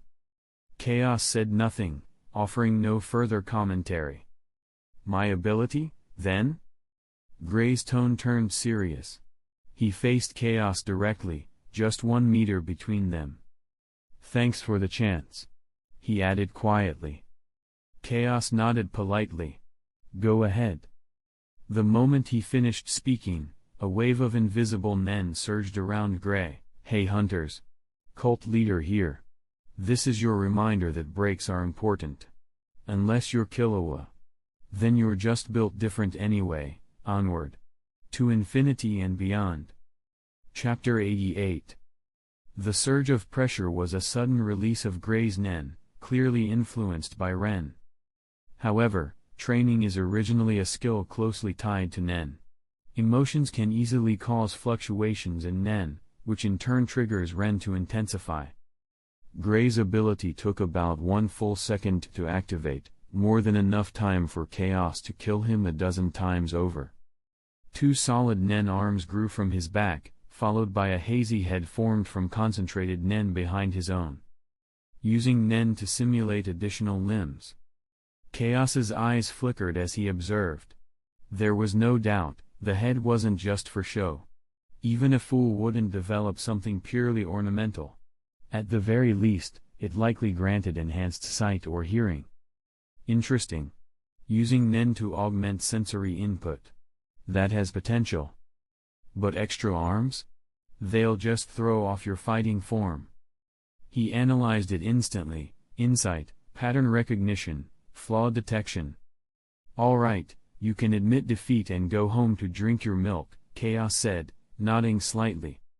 He hadn't expected Gray to voluntarily explain his ability. That was unlikely. Referee, I surrender, Gray said simply, turning and waving to the referee. The referee blinked, then quickly recovered. It was the fighter's right to yield. He immediately declared Chaos the winner. Chaos ignored the movement behind him. The match ended in under a minute, giving him ample time to continue training. Both his manifested and potential nen capacity required consistent, day and night effort. He hadn't slacked for a moment this past week. This first official match against a nen user had already given him valuable insights. It also reaffirmed that experiencing Nen firsthand and analyzing real combat was far more productive than trying to theorize blindly. At exactly 3 p.m., Chaos returned for his second match. His opponent was a drifter dressed in samurai-like attire. There wasn't much to say. His ultimate move was essentially a crude version of Chaos's air blade. His record, 5 wins, 2 losses, probably just from understanding the basics of Ken. Chaos knocked him unconscious with a simple, open-handed strike. The audience count passed 1,000 thanks to ongoing publicity. During the third match, the opponent forfeited before even stepping into the ring. The viewership surged into the tens of thousands. Broadcasters began taking real notice. And then, Chaos continued appearing for each of the scheduled 6 matches. That's right. The last 4 opponents all forfeited immediately. Chaos advanced without ever needing to strike again. That wandering samurai had apparently been the strongest among them. By 3 p.m., it had taken just a single knife hand strike. Tens of thousands watched Chaos show up, face no opponent, and calmly walk away every 30 minutes. The hype surrounding 6 consecutive battles? It fizzled into anticlimax. But still, no one booed. Just silence. That's it? For the first time in Sky Arena history, a multi-battle promotional event ended with no fights. Spectators spent 2 hours sitting and waiting. At least the first hour had given them 2 minutes of action. People arrived buzzing with excitement and left dazed. No one believed the event was rigged. Chaos's overwhelming power had been visible to all. And besides, if it were staged, what would Sky Arena gain? They got no advantage from this outcome. That's what the discerning viewers thought. And the less skeptical? Sky Arena's huge. No way they'd scam us. Right? Chaos's matches created a temporary storm within the Sky Arena, but not much beyond that.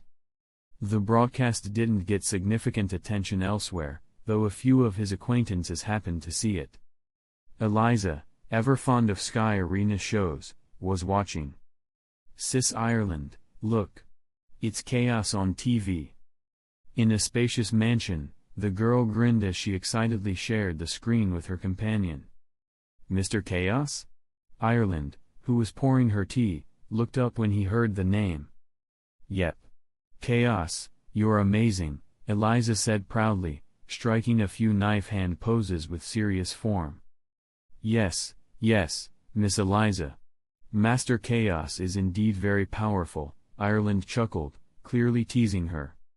"Humph. I miss my Master Chaos a little now." Eliza changed her stance, pressing her hands to her cheeks in dramatic longing. "Chaos said he'd come back to heal my legs once I awakened my Nen." Meditation. With a firm nod, Eliza decided she'd give up her afternoon entertainment, at least for now. Meanwhile, in the city of St. Petersburg, at Rose Manor. Due to Aya's request that Kelly train Lilith, the girl had been ordered to watch Sky Arena broadcasts every day, to study real combat. For matches on floors above 200, there were Nen users doing the actual filming. Experienced watchers knew there was a special channel that showed real Nen footage, not just standard video. It allowed viewers to see the Nen aura in action. Kelly, being a professional hunter, knew how to access that feed. Chaos had once evaluated her as bottom-tier second-rate. It sounded low, but in truth, it placed her in the top 1,000 out of billions, factoring in only combat ability. That level of second-rate was nothing to scoff at. At the moment, Kelly was giving Lilith instruction. Her words were blunt. "Don't copy Chaos's habits in this fight. It's not just that you lack the technique, his fighting habits are dangerous to imitate." Using Gyo, Kelly noticed that in Chaos's second match, apart from the initial Nen burst in his footwork and the Nen around his blade strike, his defense was nearly non-existent.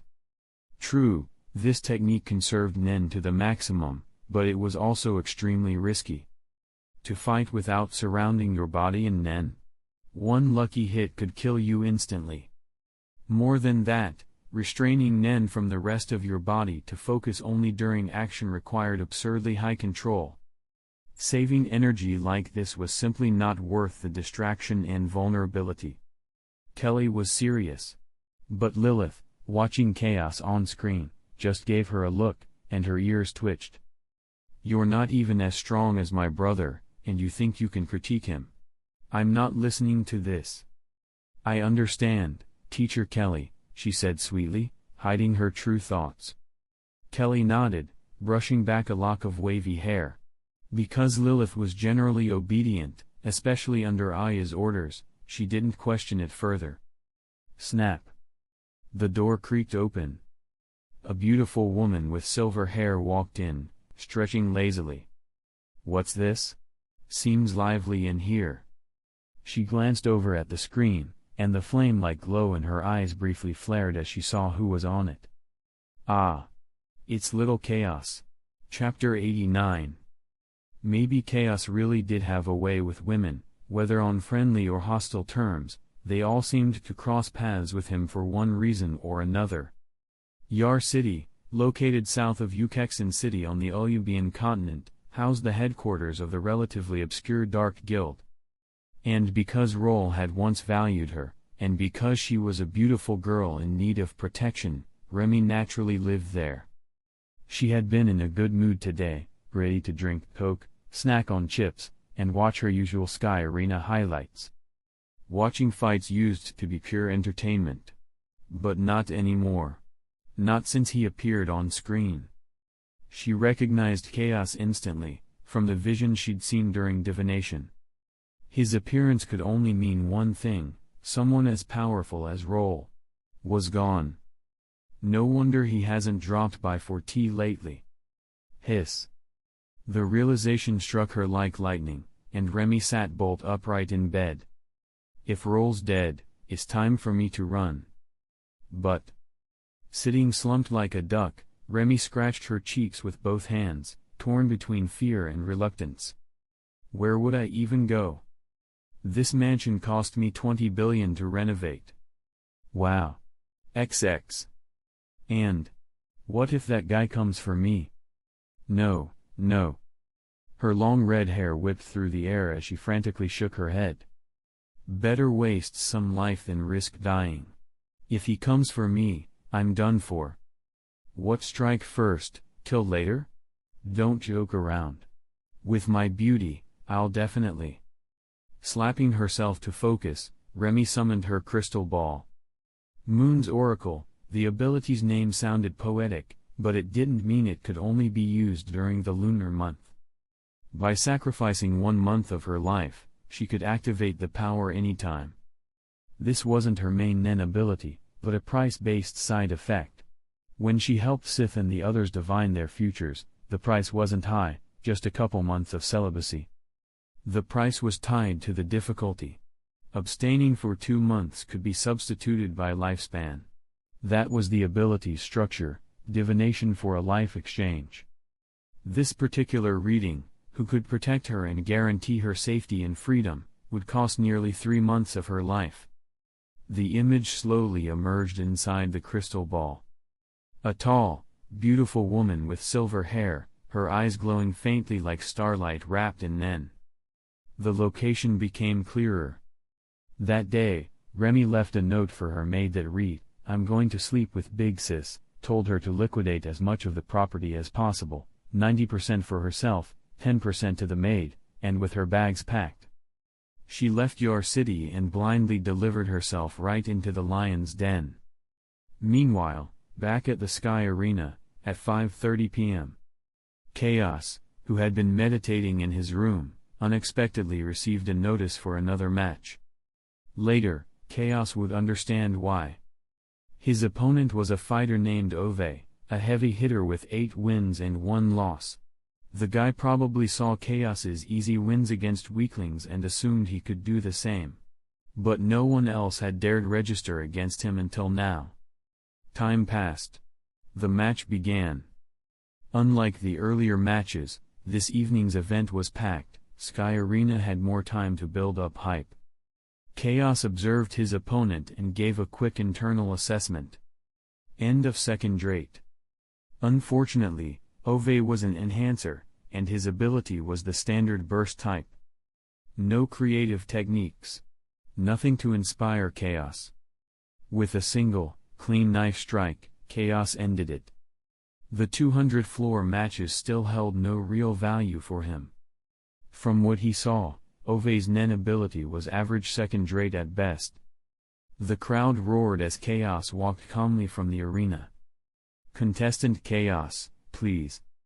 A few camera crews rushed forward, but, boom. An invisible wave of Nen exploded from Chaos, knocking them flat instantly. Ah! What happened?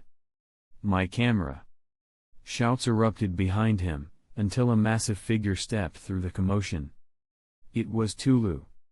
Chaos, will you come watch my matches tomorrow? He was talking about his own 6 consecutive matches. I need to train, Chaos replied, tilting his head slightly to glance at Tulu. Besides, how could I stomach watching all those amateurs flailing around? Okay, stop roasting them. Tulu rubbed the back of his head, grinning sheepishly. Aren't you always training anyway? Yesterday afternoon, I stopped by your room. Chaos turned and looked back down the corridor. Tulu, who had been carefree, suddenly stiffened. He had been watching a female fighters match yesterday. That thunderous cheering. Those curves. I was watching martial arts. For research, Tulu blurted, trying to cover it up. He didn't dare ask why Chaos had come by in the first place. Fine, I won't press, Chaos said, uninterested in Tulu's extracurriculars. But here's a suggestion. Chaos had unknowingly returned to his door, hand on the knob. He looked back at Tulu. Fight to reinforce your ability. Tomorrow's the perfect time to test it. Then he opened the door and stepped inside. See you tomorrow. Click. Fight. To reinforce? Tulu scratched his cheek and muttered as he headed for his own room. In his mind, the plan was simple: beat the weak ones down with brute force. That might work for 1 or 2. Maybe 3 fights, but after that, he'd hit a wall. He hadn't fully grasped advanced applications like Flow, Ken, Yo, or In.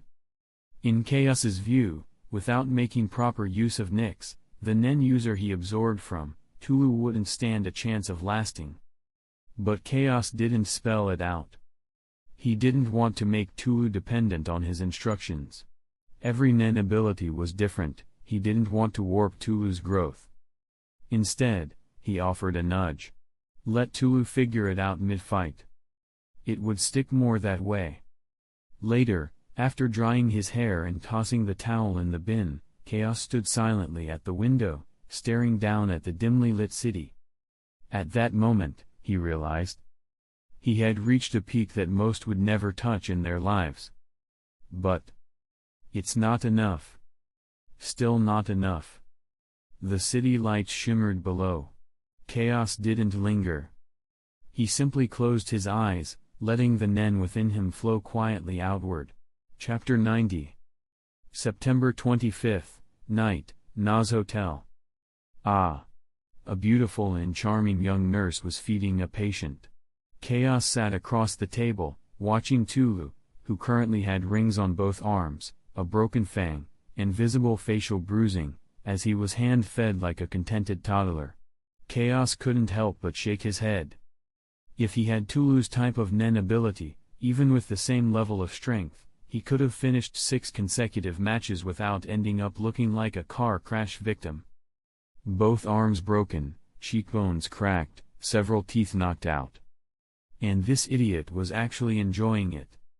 Chaos picked up a grilled sausage with a fork, speechless as he watched Tulu grin with delight between bites. If your cheekbone's fractured, maybe don't eat solid food. This nurse isn't exactly professional. Still, with Tulu's physical durability, it wasn't a serious concern. Just as Chaos started to focus on his food again, he felt a faint vibration in his pocket. Answering a call, he muttered, standing up. He took out his phone and walked off to the side. The soft click of a door closing followed, and Chaos put the phone to his ear. "Hey, Aya," he greeted casually. "Hey, little Chaos. Did you miss me?" came Aya's lazy, sultry voice from the other end. "Think. What's going on?" Chaos replied smoothly at first, then asked curiously. He knew Aya wouldn't call just for small talk. She was likely still busy consolidating power and sharpening her Nen abilities. She had warned him multiple times not to get distracted by lust, citing concern that he might fall into indulgence. "Do you know someone called Remy, from the Dark Guild? She's a fortune teller." The light tone was gone. Aya got to the point immediately. "Remy? From the Dark Guild?" Chaos's mind clicked into overdrive. He'd known that Roll, who had fought him, was the Dark Guild's leader. But Remy hadn't come up until now. Back when he defeated Roll, Chaos briefly considered taking over the Dark Guild himself, mainly to inherit its power structure. And with Aya's connections, he had no shortage of loyal people to help run things. But in the end, he dropped the idea. Roll's weakened state had made victory possible. There could be others in the guild stronger than him. And Roll, being the mastermind, was the natural endpoint of that conflict. No need to extend it further. Still, now that he thought about it, the situation had more layers. How did Roll orchestrate everything with such accuracy? Even Sith had been unknowingly used as a pawn. How did they track their movements? With someone like Sir involved, Elise's location and the healing mission should have been impossible to trace. Remote as Windmill Town was, the Dark Guild was too well informed. There was no way they'd intercepted a Meteor Street mission through normal intel channels. So how did Roll know? A fortune teller. Remy. His mind clear, Chaos confirmed aloud, "So the one who tried to play me ran straight into your arms." It didn't sound like a question, but it was. If Aya responded naturally, it meant confirmation. If she hesitated or questioned him, it meant no. Aya laughed. "That little redhead predicted I could protect her. But it looks like she didn't divine everything. Even I didn't know I was on your side."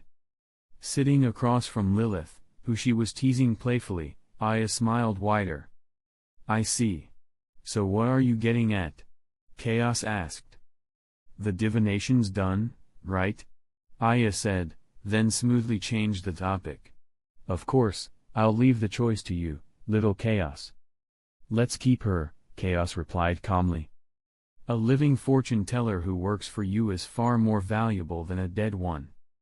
Thinking of fortune tellers brought Neon to mind. He and Aya had once visited her for a reading, only to end up in a confusing situation. Chaos never got a proper reading, he didn't know his true birthday. Unexpectedly, the same issue happened with Aya. Now with Remy's arrival, that gap could be closed. Judging from Aya's tone, Remy's divination ability was flexible. While not as powerful as Neon's fixed prophecy style, it was more versatile, perfect for solving their current needs. Chaos voiced the thought. "I already thought of that, of course," Aya replied. "But if you don't have any big moves coming up, just delay it." Her ability uses lifespan to divine the future. Chaos nodded slightly. "Up to you. Once the reading is done, if Neon's prophecy doesn't warn of anything serious, don't bother telling me. I'm not interested in a quiet, uneventful future I already know." He had no plans to act recklessly in the near future. Chaos's nature was deliberate, he never acted on impulse unless the situation forced his hand. The risk-reward ratio during the Roll incident had barely tipped into acceptable, but it had paid off. "What a fascinating speech," Aya purred with a laugh. "Well then. Chaos, goodbye," she said, and the line disconnected. Chaos wasn't surprised. He calmly pocketed the phone. Remy's presence was just a small episode, but the implications were anything but. Having a reliable fortune teller like her on their side made it easier to protect Aya, especially from sudden assassination attempts. Running a gang was no small feat. And with Aya's ambition and natural drive for power, she'd make enemies easily in the future. But power was a tool, and Chaos had no illusions about abandoning it. Even if his subordinates weren't always reliable, having people with unique talents was indispensable. To keep those people, he needed infrastructure, security, funds, stability, even for life's mundane needs. One man can't do everything alone. And with a prophecy poem, combined with Aya's intelligence and foresight, her chance of being blindsided by assassination became virtually zero. That brought Chaos a subtle sense of relief. And, strangely, anticipation. I'm ready for another fight. Later that night, on September 25th, Chaos was matched against a Nen user whose ability could seal off other Nen techniques. The result, a brutal, satisfying battle of fists and kicks. He didn't fully understand his opponent's restrictions, nor did he care to, but Chaos suspected the sealing ability could only be activated within the arena. By the end of the day, Chaos had won his 8th match at the Sky Arena. As for the development of his own Nen ability? Still zero. Chapter 91. After September 25th, Chaos's record of 8 wins and 0 losses, and his steadily growing combat prowess, naturally began attracting more attention. Although he made it clear he was open to challenges, very few were willing to register to fight him.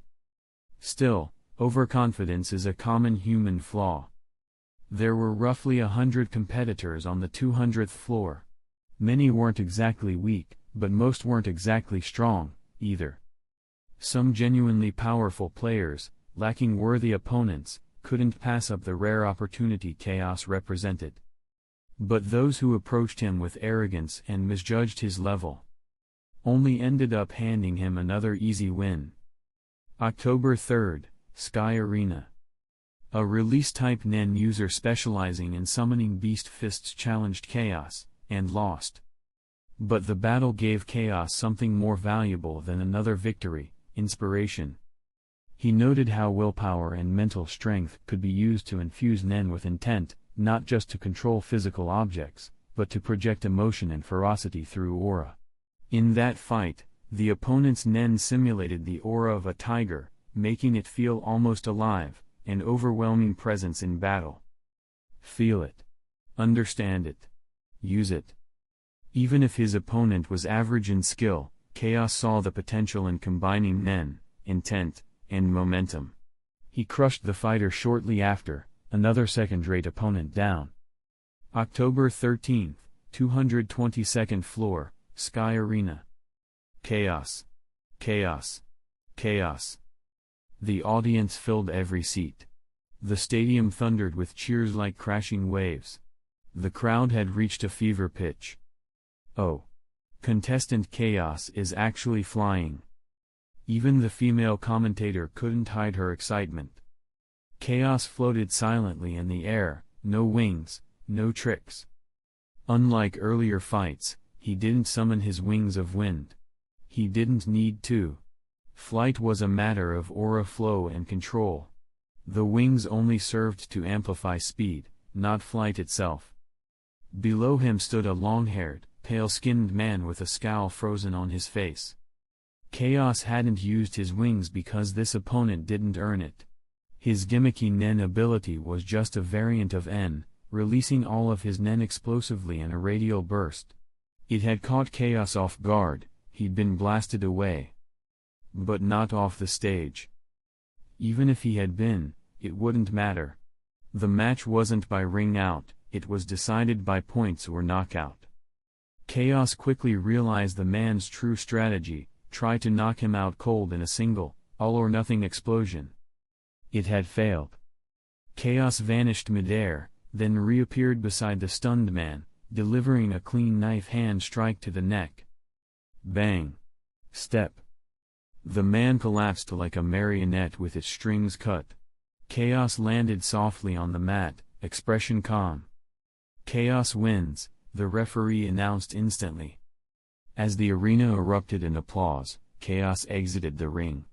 This time, no reporters got in his way. They'd learned after previous encounters.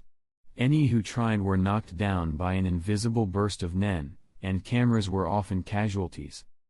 This opponent's Nen ability hadn't been particularly enlightening. Chaos had seen more complex versions before. What mattered more was that his own ability, the one slowly forming within him, the one some were beginning to call God, was finally starting to bear its fangs. He was learning how to merge mental energy, Nen, momentum, and instinct into one seamless force. Shu, Ko, Ken, En. Chaos wasn't just learning them, he was weaving them together. Any Nen ability, no matter how specialized, could be fully realized through this kind of refined application. During this period, Tulu was still healing from his previous string of 6 brutal matches. So Chaos moved alone. On October 13th, he calmly approached the 200th floor service window. The same receptionist from before sat behind the desk, lazily spinning a pen as usual. A shadow suddenly loomed over her desk. She blinked, then gasped as recognition struck. Her eyes lit up like stars. Player Chaos. No, Master Chaos. Please sign this. His record had become legendary, 9 consecutive wins in less than a month. Add in his cold beauty, calm demeanor, and godlike talent, and the Sky Arena media quickly adopted him as their new poster icon. Fanatic followers weren't in short supply. And judging by the receptionist's gaze, she was among them. Chaos signed the slip with a fluid stroke and slid it back. "I have a request," he said flatly. "Yes?" She replied instantly, trying not to look too giddy. "There's no rule that prevents me from continuing to fight even after 10 wins, correct?" "Huh?" She blinked. "No, there's no such rule." "Then good. Schedule a match for me as soon as possible, anyone will do. I'm also willing to accept challenges from anyone, anytime." "Why yes. Of course," she stammered, nodding quickly.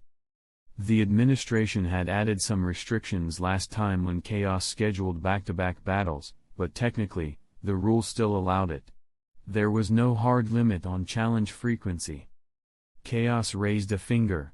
"Also, once the match is set, I'll be accepting any challengers, even newcomers. Please help coordinate." "EA." She blinked again. Not because she doubted his ability. In her eyes, Chaos was a living deity. But she was confused. Was he planning to become the floor master?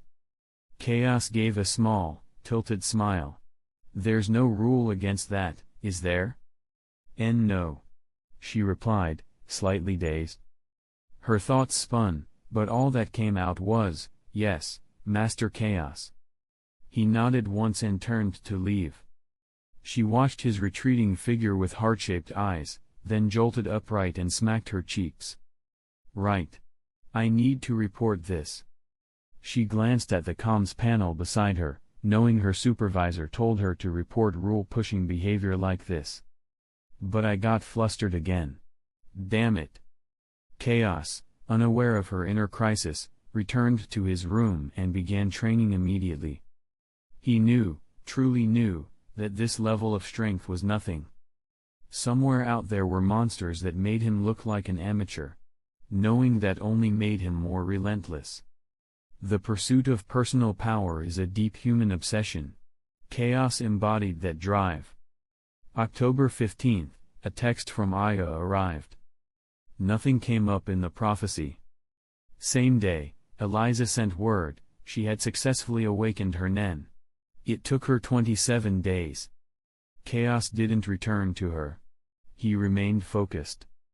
Soon after, one of the current floor masters finally accepted Chaos's challenge. No other fighters dared to challenge the young rising star. Not after 10 dominating victories. Chapter 92. October 29th, 9 p.m., 231st floor of the Sky Arena. On par with an average second-rate opponent. Chaos evaluated the old man across from him calmly. "Oh, young people are so popular these days." The tiny old man, barely a meter tall with skin as wrinkled as ancient bark, scratched his head as he glanced around at the roaring crowd cheering for Chaos. His expression was troubled. "But so what? Popularity doesn't equate to strength, kid." The old man's tone darkened at the end, his relaxed demeanor giving way to an aura of pressure. Chaos remained still, staring coolly at the short, flat-headed man dressed in work overalls. Thanks to the commentator's earlier introduction, Chaos already had a general idea of this opponent, Como, a transformation-type Nen user known as Explosive Fist. The character Yan also denotes fire, and based on the nature of his Nen, Chaos concluded fire-based techniques were his core ability. Even without Como knowing, Chaos had already deduced the general nature of his opponent's abilities. It didn't matter much, his abilities didn't appear to have any glaring weaknesses anyway. As a seasoned floor master, Como's match footage was widely circulated. It was safe to assume both fighters knew what to expect. At the referee's signal, a wave of heat surged outward. Como's explosive aura burst from his body, accompanied by a faint burning wind. Interesting. A gleam flickered in Chaos's dark eyes. A small smirk tugged at his lips. He had the sense that this fight might lead to a breakthrough, or even the birth of a new ability. Fire. That's the key. But first, time to experience it head-on. Como's figure dashed forward in a flash, flames flaring at his heels. He'd chosen to strike first. Unlike Chaos, who sought to learn from other Nen users, most fighters in the Sky Arena did their homework before battle. Como was no different. He couldn't allow Chaos to take flight. Other factors, such as Chaos's rumored ability to copy Nen techniques, came second. As a close combat fighter, Como had total confidence in his melee skills. If he couldn't even win there, he might as well concede. In a close fight, Como's strength was maximized, and suppressing Chaos's aerial advantage was essential. The floor cracked beneath him as he launched forward. In an instant, he covered several meters, closing nearly half the distance to Chaos. Suddenly, flames burst from beneath his feet again. Burnt scorch marks appeared on the arena floor. With a second burst, his speed doubled. 2 consecutive flash steps. In most battles, Como would start slower, baiting his opponent into adapting to his base speed before suddenly exploding with power.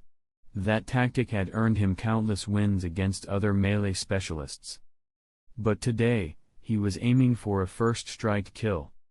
He figured Chaos might learn his ability mid-fight, but Como doubted he'd be surpassed that quickly. In short, this was his plan to dominate the battle from the start, unleashing full force before Chaos could analyze or react. Unfortunately, Chaos wasn't a typical fighter. He was a monster.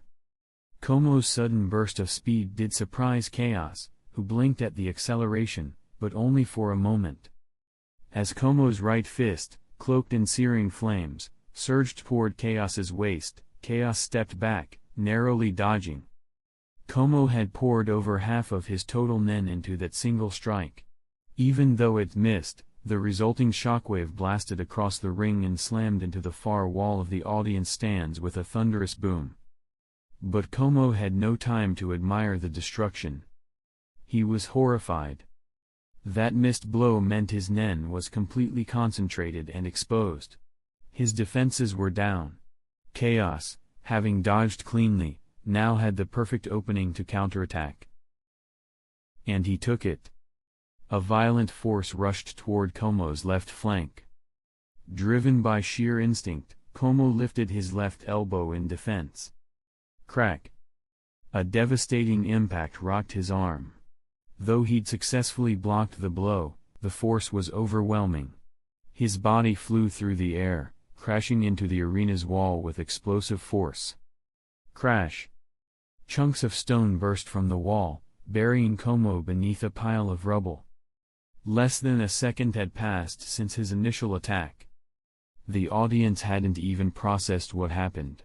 All they saw was Komo's opening strike, and then a body flying into a wall. Silence. Deafening, stunned silence. Then, the commentator, seasoned and experienced, regained her voice. What just happened? What in the world just happened? Como was launched in an instant, an ultra-high-speed exchange like nothing we've ever seen. As her voice echoed through the arena, a wave of roaring cheers erupted from the crowd, shaking the stadium to its core. Chapter 93. Perfect attack, 3 points. The referee shouted with excitement, quickly announcing the score for Chaos's move. Although no one heard it amidst the roar of the crowd, the big screen displayed it faithfully, 3-0. The score had been reversed, automatically triggering the 10-point victory condition. Not that it mattered to Chaos, Como posed no real threat. According to Sky Arena rules, there was no need to pursue a fallen opponent. Even if there weren't rules, Chaos wouldn't have continued. He had already confirmed Komo's ability, and gained the inspiration he sought. To thank him, Chaos decided to give the old man a spectacular finale. Bang! A blast of heat erupted, and rubble flew as Komo's small form emerged from the debris. Flames surged around him as he glared at Chaos, his left arm hanging limp, clearly broken. Raging fire, shattered debris, and a stern expression, the live broadcast zoomed in on Como, and the audience collectively held their breath. This tiny, flame-wreathed old man exuded overwhelming pressure. Humans can actually wield fire? Yes. When Nen is materialized, even ordinary people can perceive the resulting flames. Oh. There it is. Contestant Komo's signature fire-based fighting technique. Many in the audience may not know, Como has been a veteran host on the Sky Arena's higher floors for over 10 years. Every time he faces a formidable opponent, his flames burn marks into the arena. This is real Nen combat, folks, don't blink. What will happen next? Let's keep watching. The commentator was experienced and professional. Hearing her, the referee gave up asking Como if he would continue. The answer was obvious. Chaos wasn't surprised that Como got up. He had gone easy on him deliberately, even holding back enough for Como to recover mid-fight. The old man's combat style was riddled with limitations. Once someone spotted a flaw, it could be fatal. Still, his tactics were solid, difficult to counter for those of equal strength. It just didn't work on someone like Chaos. I was careless before. You won't succeed again, Como said, standing in the ring, staring down Chaos. He interpreted Chaos's restraint as a sign of weakness. Como convinced himself that Chaos must have dodged using a hidden ability. No one could dodge that speed on reflex alone. Mercy had never crossed his mind. But as he tried to reassure himself and strategize a comeback, Chaos's calm voice cut in. Restriction 1, your flames can't leave your body. Restriction 2, they're actual fire, not Nen energy. You can be burned by them yourself. I don't know if there's a third restriction. But if there is, it means your talent is abysmally low for your age. Como's face darkened with every word. Every statement was spot on. And yes, he did have a third restriction, he could only convert 50% of his aura into flame at once. It's confirmed, then, Chaos said, observing the old man's expression. I hate prodigies like you, Como muttered, gritting his teeth. People envy excellence, Chaos replied flatly. But I want to be someone others look up to, not someone others envy. Would you like to be one of them? That's impossible, kid. Como shook his head and dispersed his flames.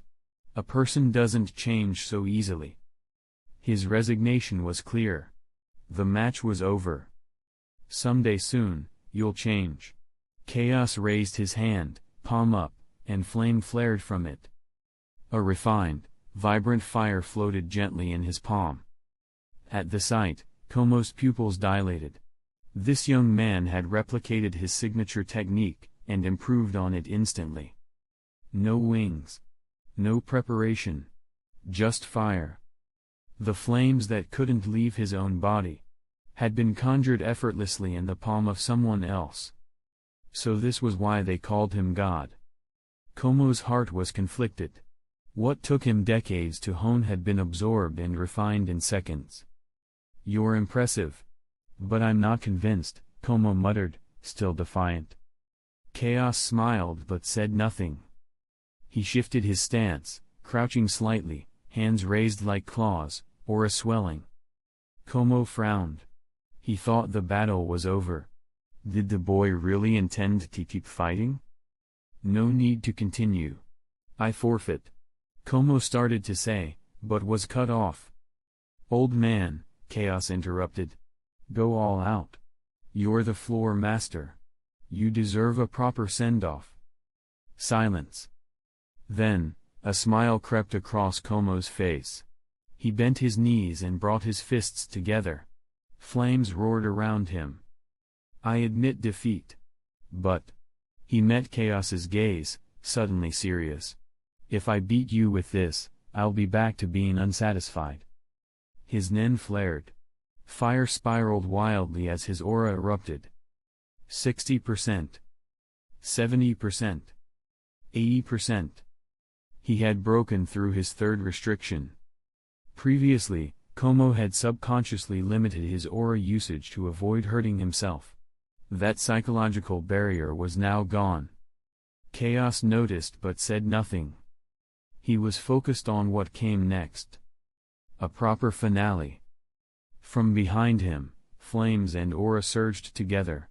Chaos activated a move he'd been developing, one inspired by a long-forgotten opponent who'd used a Beast King fist, a technique that infused one's aura with will and sheer momentum. Then, roar. A blazing tiger, colossal and winged, roared skyward. The flame beast shook the arena. Even the seasoned crowd sat speechless, eyes fixed on the screen. Como didn't flinch. He stepped forward. He ran directly toward the oncoming beast. Bravery. Undeniable. But futile. The tiger exploded forward. With a thunderous impact, the arena trembled. When the smoke cleared, Como's body was flying through the air.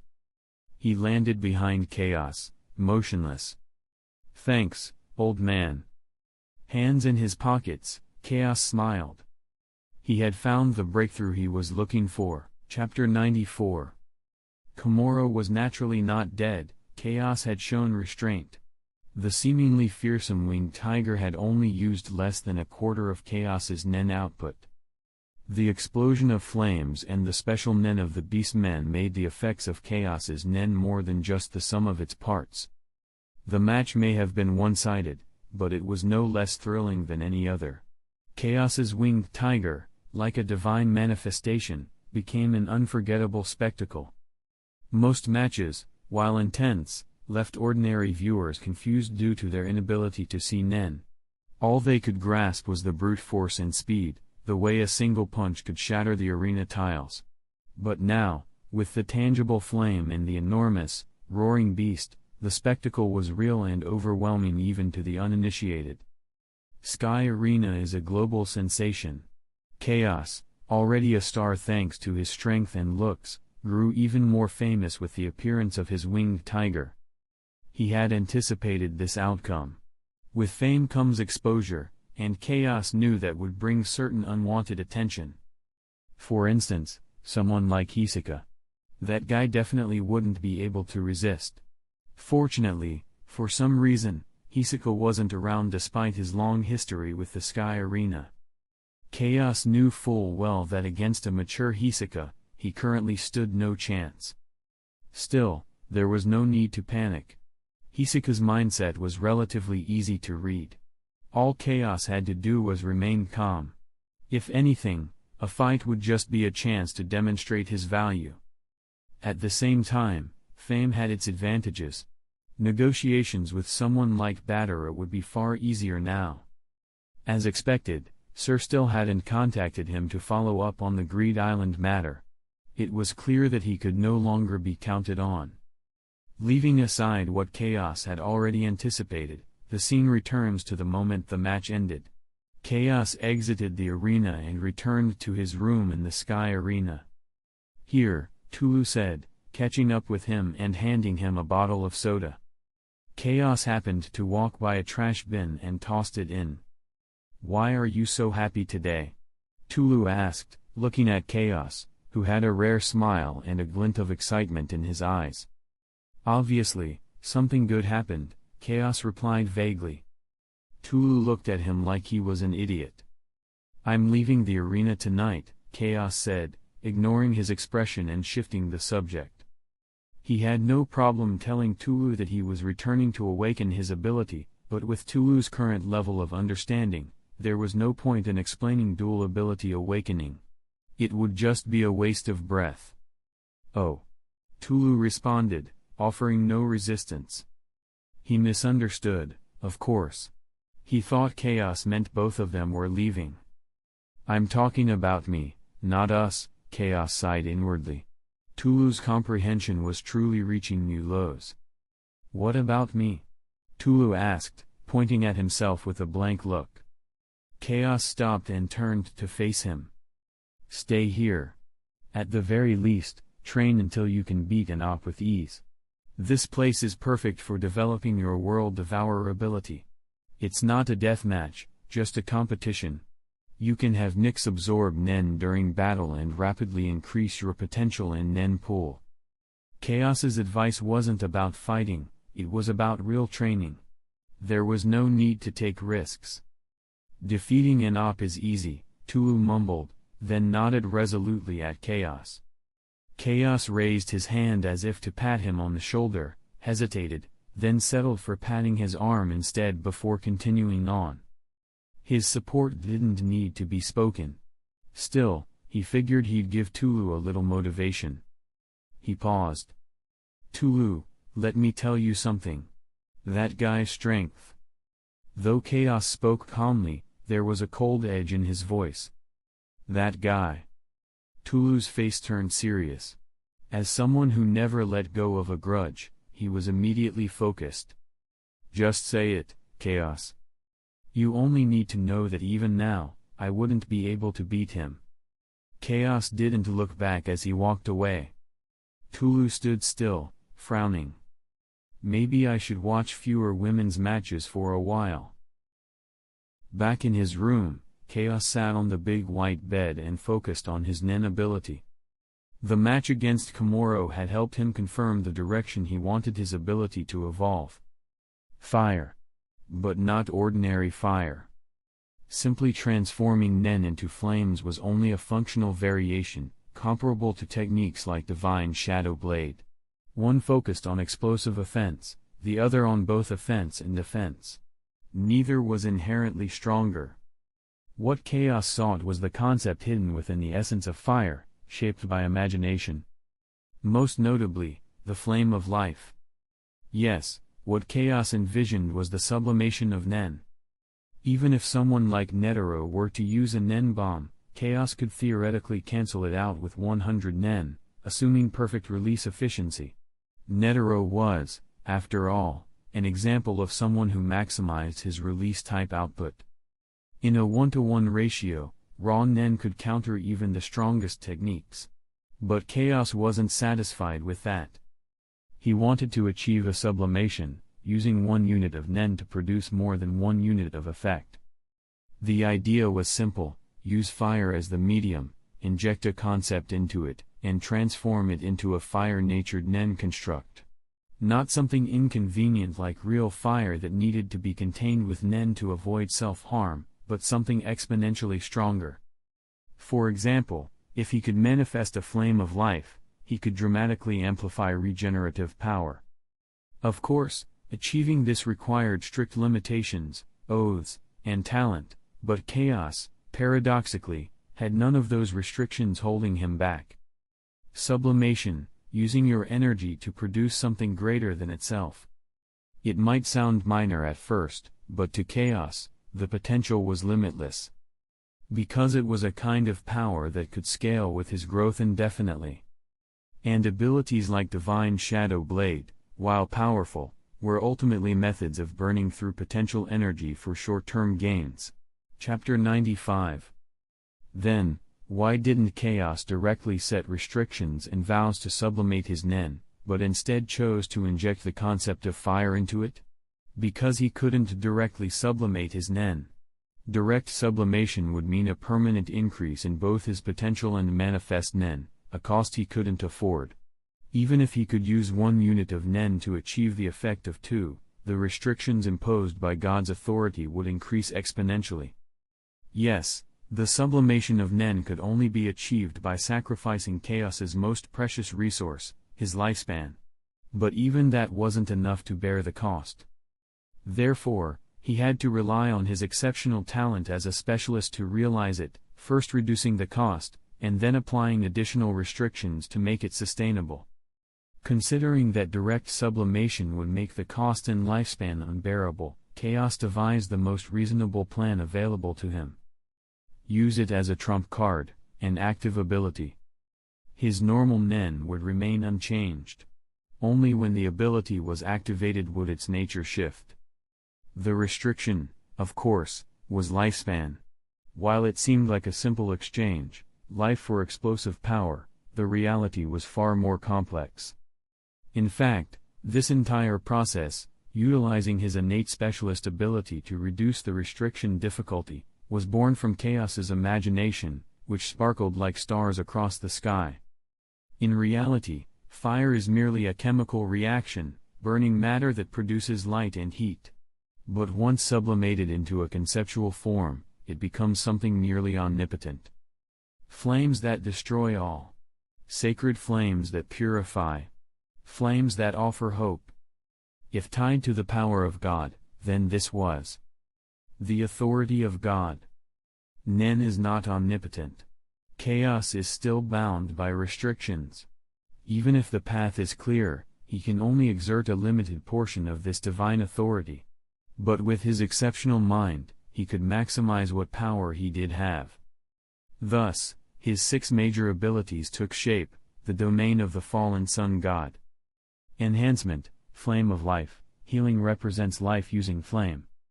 Transmutation, fire of death, offense-destructive flame, evolved from the pure flame of reality. Chaos, being aggressive by nature, aligns best with transmutation-type abilities. Emission, holy flame of purification, purge fire associated with purification and the cleansing of desires and mythology. Manipulation, Ragnarok, eruption rage converted into overwhelming destructive force. Conjuration, divine embodiment, devour an ability that awakens subconsciously, plundering life essence and converting it into self-growth. This is the namesake of the fallen sun god. Originally named the glory of the sun god, the ability evolved when it awakened. Specialization, God's demeanor, form enhancement visual transformation. A manifestation of divine eccentricity, reflecting Chaos's subconscious arrogance. His abilities developed in a whirlwind of imagination. And not much time had passed.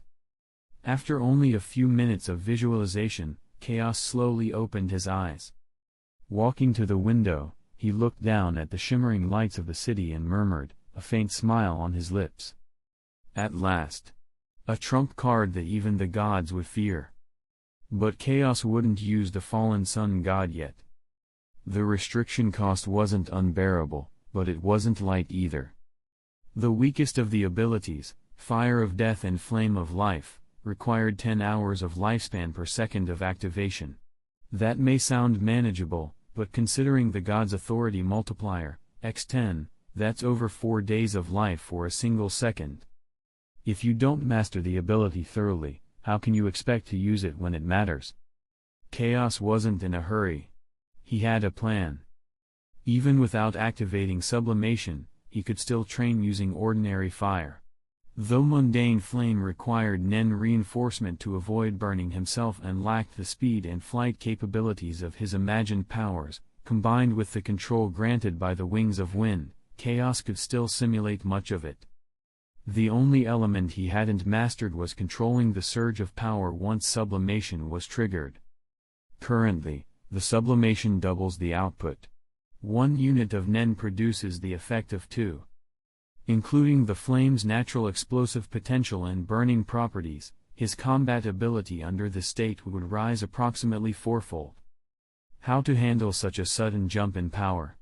That was the one question Chaos hadn't yet solved. But based on his prior experience, like when Nyx had temporarily injected him with power, he knew it was possible to adapt. He had full control of that power, which is why he'd been able to battle roll without mistakes. As for the other flame-based abilities, Chaos wouldn't use them unless absolutely necessary. Especially Divine Embodiment, which consumed life force for a negligible return. 1% of a person's remaining lifespan, even from someone with 100 years left, only gave him enough Nen to activate it. Not to mention the ethics of killing a child for a single activation. Even if someone did live to 100, Chaos wasn't that cruel. Only Nen users had a lifespan fueled by Nen and could sometimes live over 100 years.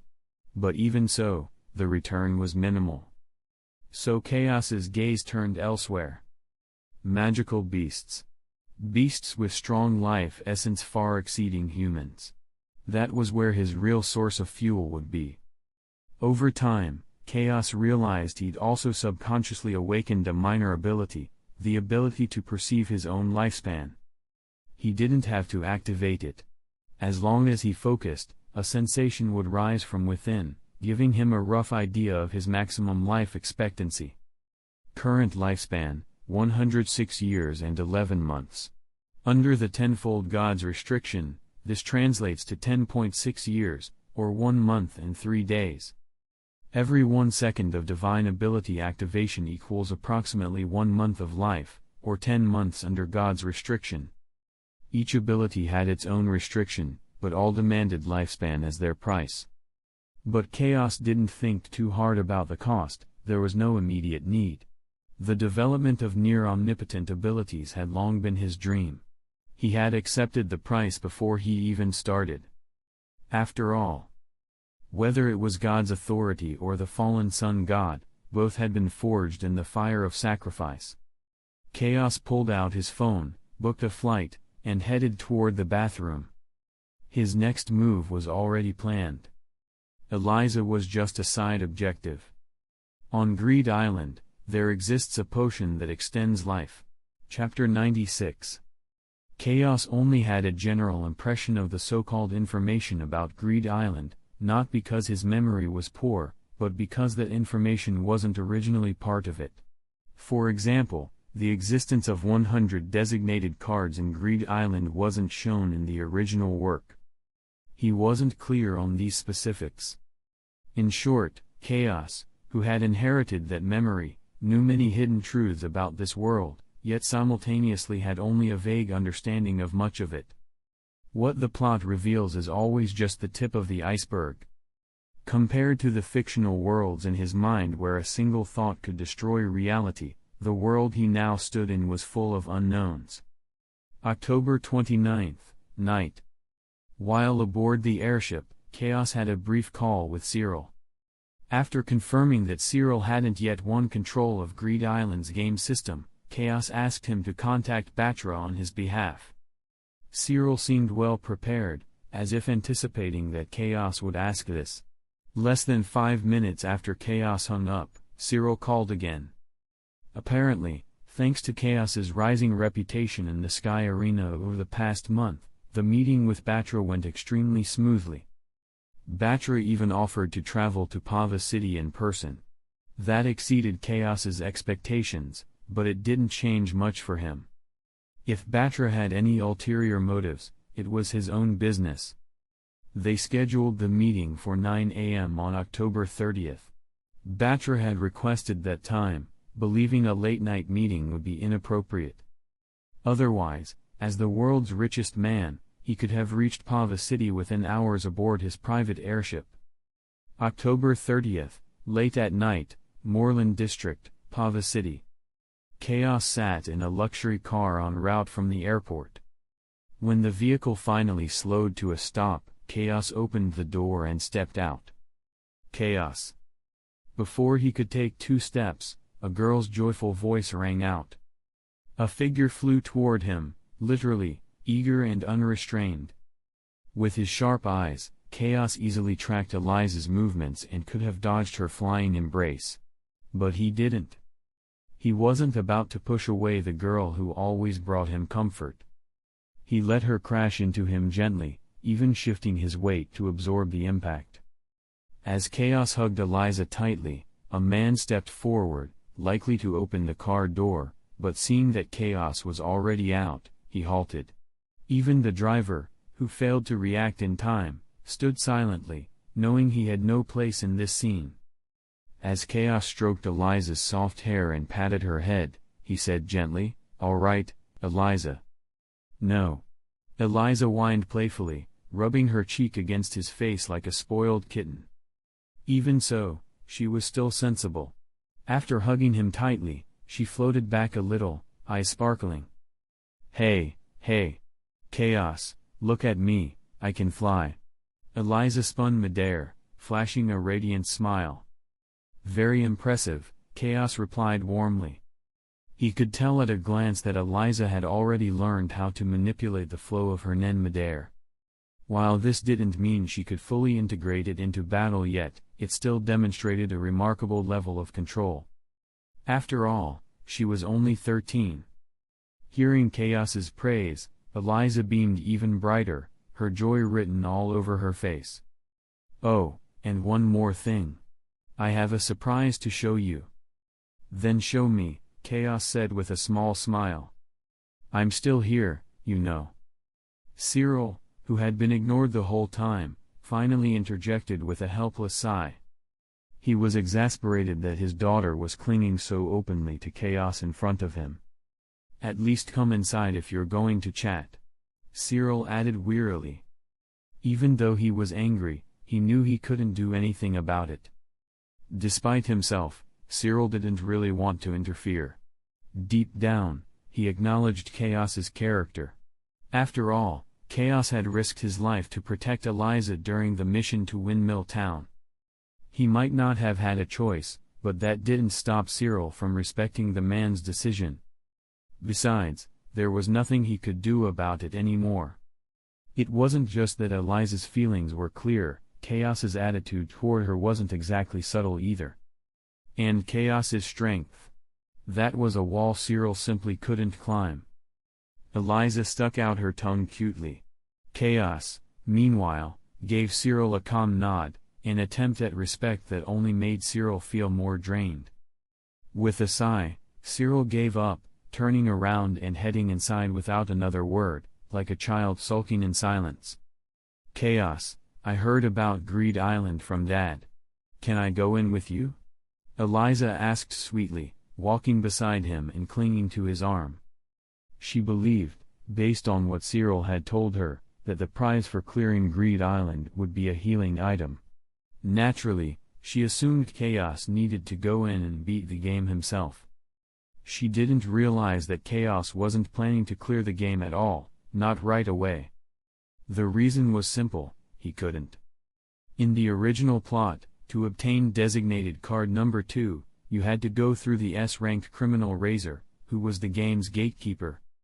And the 1 square meter coastline required for another card was impossible for Chaos to access now. "All right," Chaos said after a moment's thought. In fact, he already had a different plan. There were props in the game that allowed for free entry and exit. Once he obtained the Archangel's Breath, he could exit the game temporarily, heal Eliza, and then return. Still, having her join him from the start wasn't a problem either. The strongest enemies on Greed Island, the Bomber Gang, weren't even at an average second-rate level. There was nothing to fear. Cyril led the way. Chaos and Eliza followed.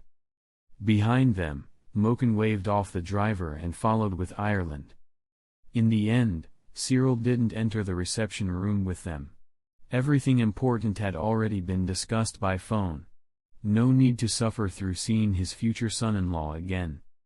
So he left without even saying goodbye, his childish pride refusing to let him stay. Moken trailed after his boss, Chapter 97. Record, Analyze, and Acquire Knowledge. This was the ability Eliza awakened on her own, and it was the surprise she had mentioned. Chaos was thoroughly impressed, firmly believing that the ability to analyze the unknown was something he absolutely needed. Calling it a surprise was no exaggeration. Eliza's awakening made Chaos's vision for the Dark Continent all the more clear. However, he still hadn't fully mapped out that journey. Without a considerable leap in his own strength, everything else would be meaningless. On the Dark Continent, the weak have no right to tread. October 30th, 9 a.m., Mole Manor, Reception Room. Chaos wore a black silk shirt and casual pants, while Eliza sat beside him in a white silk dress with gold trim lining the collar and hem. One quietly sipped black tea, the other quietly flipped through a book. They were waiting. Cyril, the mansion's owner, was absent. He was buried under work, tending to the many affairs of his criminal empire. Maybe it was also his excuse to avoid facing things head-on. More likely, he simply trusted Chaos to handle everything. Chaos didn't care either way. He calmly set his teacup down and looked outside the hall. Moken was respectfully guiding three figures toward the room, an old man and two nen-users, one carrying a suitcase. The old man in front wore a well-tailored suit. His skin sagged with age, but his eyes remained sharp and spirited. Just one look at him projected calm confidence. Bartra, the world's richest man. The two nen-users behind him weren't worth Chaos's time. At most, they were low second-rate. To show respect, Chaos rose with a slight smile. Mr. Bartra. Good morning. Mr. Chaos. The pleasure is mine, Bartra replied, shaking his hand. In that brief moment of contact, Bartra observed the young man before him, one rapidly rising to fame. That face, somewhere between elegant and boyish, was composed, polite, and quietly confident. His eyes didn't overstep, nor did they flinch. Bartra, having heard of Chaos's perfect record, 11 wins, no losses, and dominance over the 200th floor, gave him high marks. He was strong, but not arrogant. Calm, yet unshakable. He didn't judge by looks. He judged by strength, and strength was something Chaos had in abundance. After the handshake, Chaos gestured for him to sit. I'll be direct. Did you bring Greed Island with you? Bartra didn't waste words either. Korza, he called out. The man with the suitcase stepped forward. Bartra had, of course, thoroughly investigated Cyril long before being contacted. After all, someone clearly trying to seize Greed Island could not be ignored. Outsiders didn't know Bartra was seeking to break Greed Island's challenge for the sake of healing a loved one. But his actions, hiring healing nen-users and collecting restorative artifacts, made it obvious. From Bartra's point of view, Cyril was doing the same. It was easy to recognize another man trying to save someone dear at any cost. They were competitors. That said, Cyril being a powerful gang leader did pose some complications. His usual methods, aggressive and unrestrained, could lead to robbery or even assassination. That didn't scare Bartra. At worst, it would be trouble. But when Chaos was added to the mix, everything changed. Cyril had invoked Chaos's name to begin negotiations. Bartra knew that meant Chaos was the one truly worth paying attention to. All the professional hunters he had hired said the same thing: Chaos was a complete unknown. Deep, unpredictable, and formidable. Bartra also knew that if they didn't cooperate now, Greed Island might be cleared before he even noticed. He had gathered fewer than half of the 100 slot cards. And while many strong nen-users had tried Greed Island before, they all disappeared silently after a while. Not because they failed, Bartra suspected they simply gave up when the prize no longer interested them. To someone capable of earning 50 billion, 100 billion was just another number. That's why Bartra capped the reward at 50 billion. offering more wouldn't sway those truly powerful. He wasn't aiming to attract them with money, just trying to gather enough manpower to brute force a solution. But with someone like Chaos in the picture, someone willing to break Greed Island to save someone dear, Bartra had to act fast. Because if Chaos truly decided to clear the game, the chances of anyone else catching up would vanish. He didn't think those other masters lacked the ability. On the contrary, he believed many could clear the game. They just lacked the motivation to push through. Chaos was different. And that difference was why Bartra had flown here in person, despite the risks. Because if they didn't reach a deal today, Bartra's only hope might vanish. Chapter 98. The suitcase opened on the table, revealing an ordinary game console. At Bartra's signal, Korza stepped back.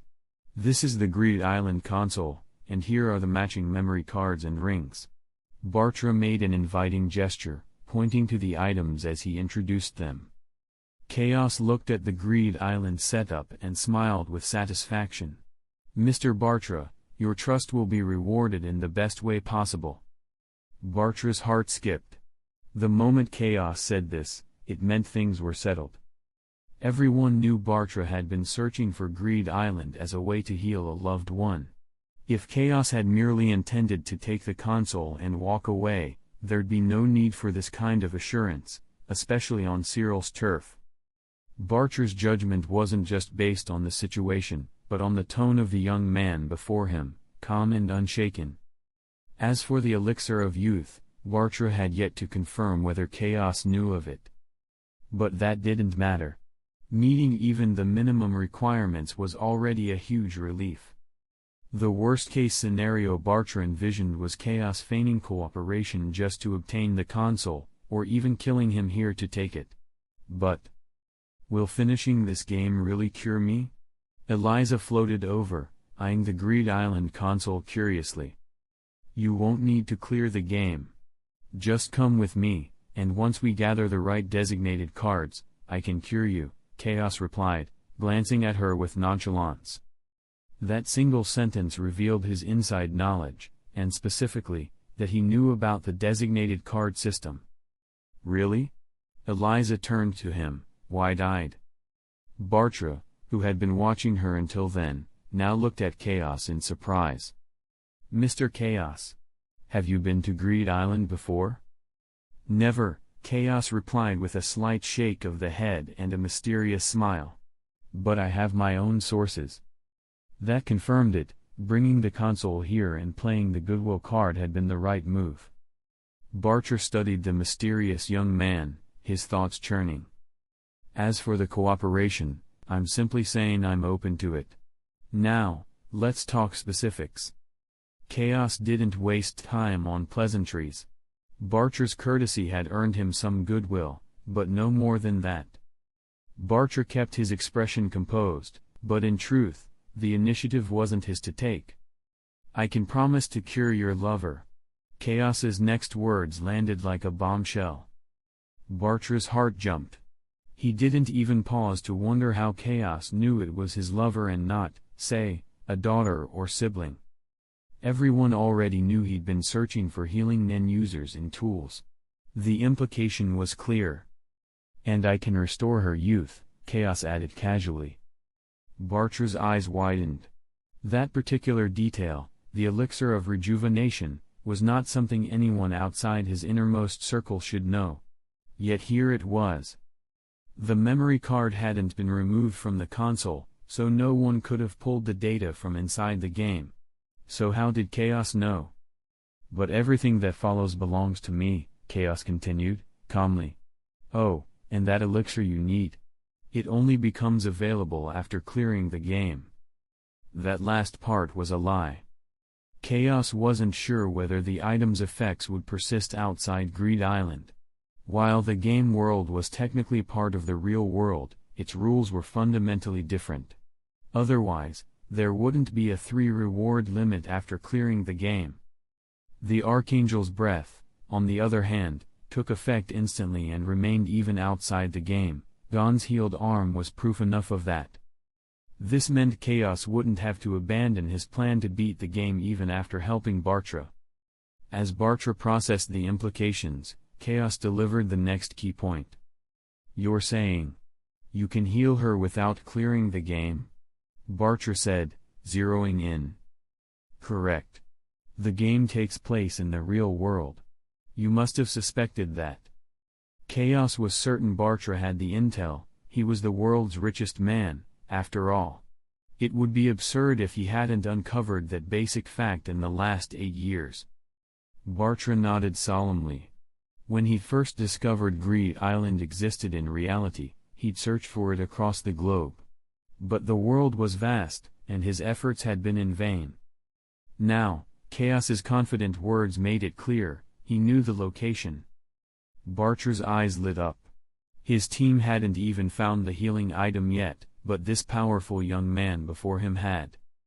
"Mr. Chaos, just tell me how I can cooperate with you," Bartra said, leaning forward. Urgency colored his tone. He understood Chaos's unspoken message. He could transport his lover into the real Greed Island for healing. This had been Bartra's plan from the start, ever since learning the game was rooted in reality. The problem was, his lover was comatose and unable to learn Nen. "Not yet," Chaos said calmly. "Greed Island is protected by GMs, exceptionally powerful people who enforce the game's balance. You see what I'm saying?" Bartra sat back, nodding. "Understood. I'll handle it within 2 years," Chaos continued. "For now, I won't divert my energy into beating the game. I have other priorities." He paused, then gestured toward Eliza. "You can see I'm going in to treat her. She has the qualifications to enter with me." Chaos didn't finish the thought. He didn't need to. Bartra could fill in the blanks himself. The connection between obtaining a healing item and the energy required to clear the game was obvious. In that exchange, Chaos said both truth and fiction. Claiming it wouldn't take too much effort to clear the game helped solidify Bartra's view of him as a master. It also earned trust. But in truth, defeating the GMs and clearing the game were entirely different matters. These were just rhetorical tricks. Everything else? True. Chaos had set a 2-year deadline for himself. He was confident he could outpace Lisa's progress. As for clearing the game, he didn't plan to work for it. If the system handed him a shortcut, he would take it. He didn't know exactly what was hidden among the 100 designated cards, but he wanted them. This entire exchange was laying the groundwork. His current plan: use a promise to obtain the Greed Island console and Bartra's intel. Let events play out. With time, the right items would fall into place, just like the random appearance of cards in players' inventories before key moments. As for the original protagonist's fly card, Chaos wasn't concerned. If needed, he could track them down himself. Maybe even help them find Kite once he got what he needed. The future was unpredictable. Right now, he had one goal: enter the game, heal Eliza, and secure whatever useful cards he could get. Bartra left after receiving Chaos's promise. He wasn't disappointed. In fact, he'd gained something. The best-case scenario he imagined was getting Chaos's help in exchange for a favor. Now, he had the help of a powerful ally, and the promise of results within 2 years. Of course, Bartra wouldn't put all his hopes in one person. He still had his own plans to pursue the healing items, just in case. From his perspective, trading one Greed Island console for a potential miracle was a no-brainer. From Chaos's perspective, it was simply solving a minor future problem in exchange for everything he wanted. Both sides were satisfied. After studying the documents Bartra had provided, Chaos spent the rest of the day preparing. At noon, after Eliza asked Ireland to pass along a message to her father, the two entered the game. Chapter 99. Greed Island, starting point. 2 small buildings stood atop a vast, refreshing plain. Above 4 stone pillars was a round structure resembling a castle tower. In its shadow, Chaos leaned casually against a stone pillar, a faint smile on his face as he gazed out at the open scenery beyond. The view was so pure and boundless, it made one feel cleansed just by looking. Chaos. Not long after, Eliza flew over, her voice filled with excitement. "Hey!" Mid-flight, her eyes sparkled as she caught sight of the endless plain. Zooming past Chaos like a breeze, she twirled out into the open fields. "This plain is amazing," she exclaimed, spinning in midair, arms outstretched. Lush green grass, blue skies, everything lay peacefully before her. Hey, Chaos, come look." She beamed as she called to him. For someone like her, who had been stuck in a manor for over 10 years, this was all too new and thrilling. Chaos, watching Eliza bask in her newfound freedom, shook his head with a smile and began walking toward her. As he stepped forward, he became aware of eyes watching them from afar, other players, no doubt. Although the atmosphere felt new, that creeping sense of surveillance dampened his excitement slightly. Otherwise, maybe he would have let himself enjoy it too. By the time Chaos reached her, Eliza had begun to calm down from the initial rush of joy. "All done?" he asked with a soft smile. "Let's move." "Which way are we going?" "The old man didn't even give us a hint," Eliza asked, floating back beside him and taking his hand, her head tilted in confusion. "Straight ahead." Chaos could sense the source of the surveillance, some from the front, some from the left. It didn't matter if it was a city or not. What he wanted now was to meet the players. He wasn't here to play the game seriously. Thanks to Batra, he already had plenty of information, details on all spell cards and 36 designated cards, including how to obtain them. The designated cards weren't urgent. It was the spell cards that mattered. They could greatly speed up his progress in Greed Island if used wisely. Chaos, now with his Nen ability fully developed, had only 2 goals. Obtain Breath of the Archangel. Learn the effects of all designated cards, essential for deciding which item to request upon clearing the game. The goal of encountering other Nen abilities had become a side benefit. Nice to have, but not necessary. As for the Archangel's Breath, Chaos had already planned how to acquire it. Step 1, find players and steal their cards. Spell card, tracking, E rank, 90 available copies. Lets the user locate another player at any time. Veteran players often monitored new players to steal rare loot from them. It was common practice, since a player's cards vanished upon death, a mechanic designed to discourage killing. But strangely, no one came for them, not even when they reached the next city. Maybe. Standing on a rise, Chaos looked down at Eliza, who was gleefully flying toward a fairy tale-like town below. He used Nen to lift off and followed her descent. His flying alone was enough to make cautious players wary. Still, the town was packed with players. Chaos could clearly sense their Nen. Bounty City, Andinable. Chaos and Eliza stood before a large screen several meters tall. Dozens of players were scattered around them, pretending to read the screen while discreetly observing others. Chaos gave the area a quick scan, then ignored it. He had no spell cards yet, so acting now would be unwise. Many of the 40 spell cards involve force displacement. Teleport, F rank, and transfer, D rank, were likely common here. Once triggered, they'd override his will and relocate him somewhere on the map. Catching these players off guard wouldn't be hard, but Chaos sensed many more lurking nearby. It wouldn't be worth it if he got hit with one of those cards during a fight. Better to find a loner, steal a few defensive cards, and move forward from there. As Chaos calculated his next steps, Eliza tugged at his sleeve, eyes sparkling like a true adventurer. "Chaos, let's enter the competition." Chaos glanced up at the screen above. It was announcing the city's monthly event. Each half-year featured 2 designated card prizes. The remaining 8 months offered spell cards, ranging from F to B rank. It was November 1st, competition day. This month's challenge? A blindfolded knife throwing contest. First player to achieve 100% accuracy would win designated card number 82, Rod of Heavenly Punishment, a rank, 15 available. Technically, Chaos didn't need designated cards. He could always hunt down players and fish them out. But seeing how enthusiastic Eliza was, he decided to indulge her. If he didn't join, he'd need to search for players manually. If he did, they'd come to him.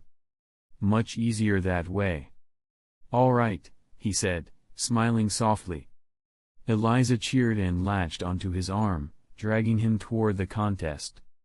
Meanwhile, most of the players who'd been pretending to read the board started to move, some scouting, others coordinating. They weren't targeting Chaos, just testing the waters. The venue was a small shooting range with 10 targets. Since the Rod of Heavenly Punishment was an A-rank card, only one could win it. First come, first served. In the end, only Chaos participated. More than a dozen players filled the stands, their motives clear. Hitting a target 100 meters away, blindfolded, with perfect accuracy? That was child's play for Chaos. But for others, nearly impossible. Predictably, Chaos won. As Eliza curiously examined the Rod of Heavenly Punishment with her chapter of truth, Chaos carried her away from the crowd, flying toward a more secluded area.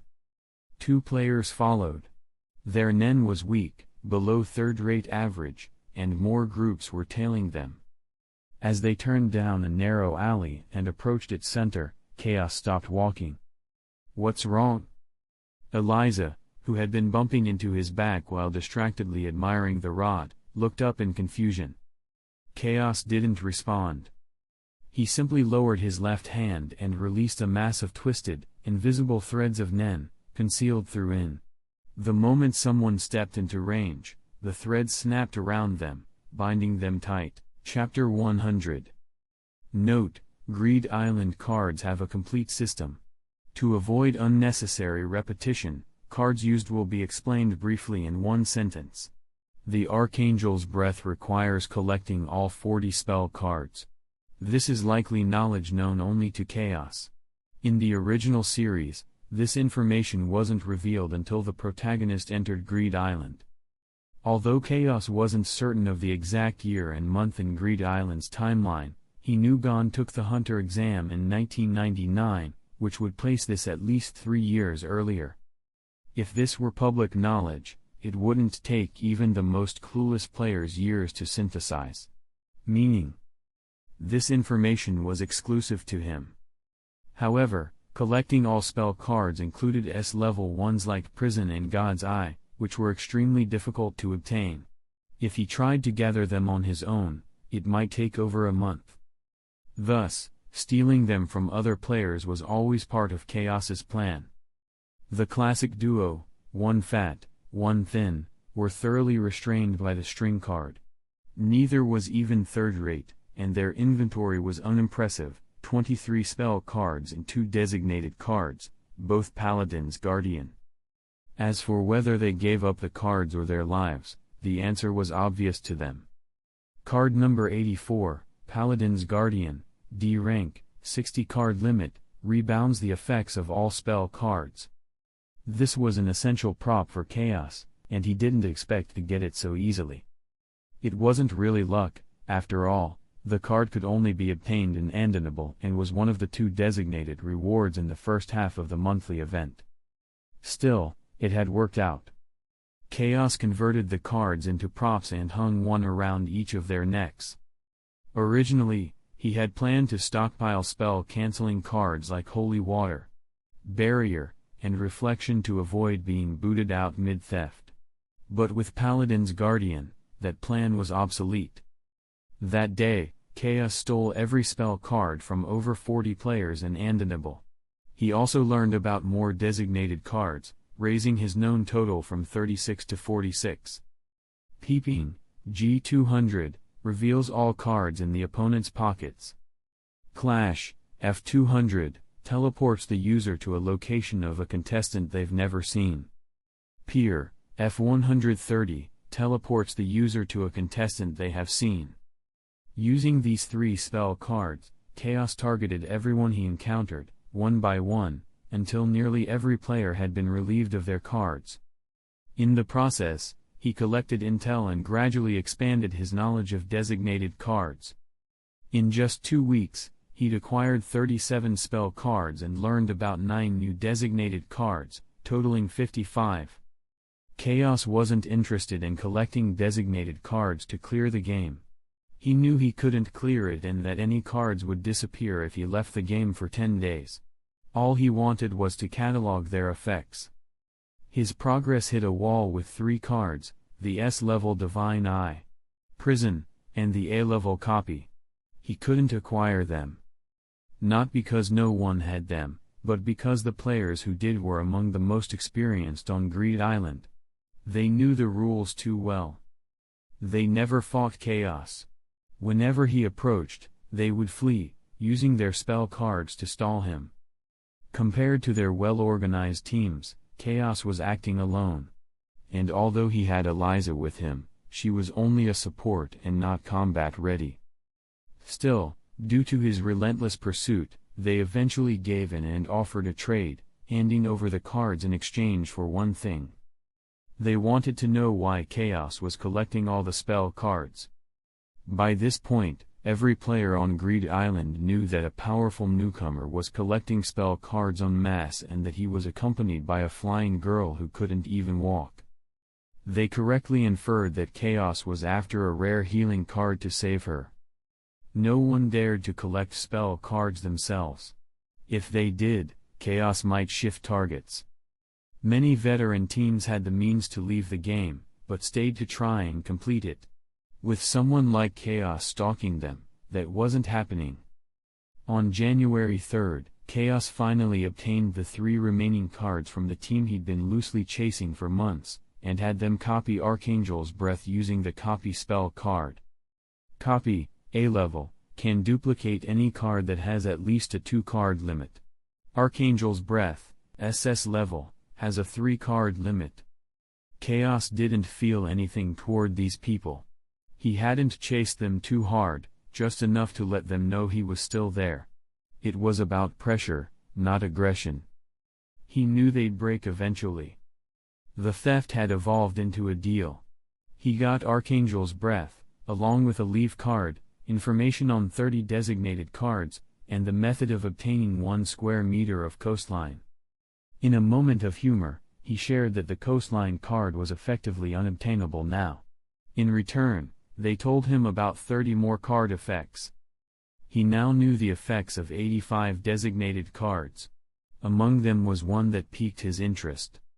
Witch's Rejuvenation Potion, S rank, 10 card limit. Reduces the drinker's age by 1 year per pill. Effects are physical only, knowledge and memory are retained. A bottle contains 100 pills.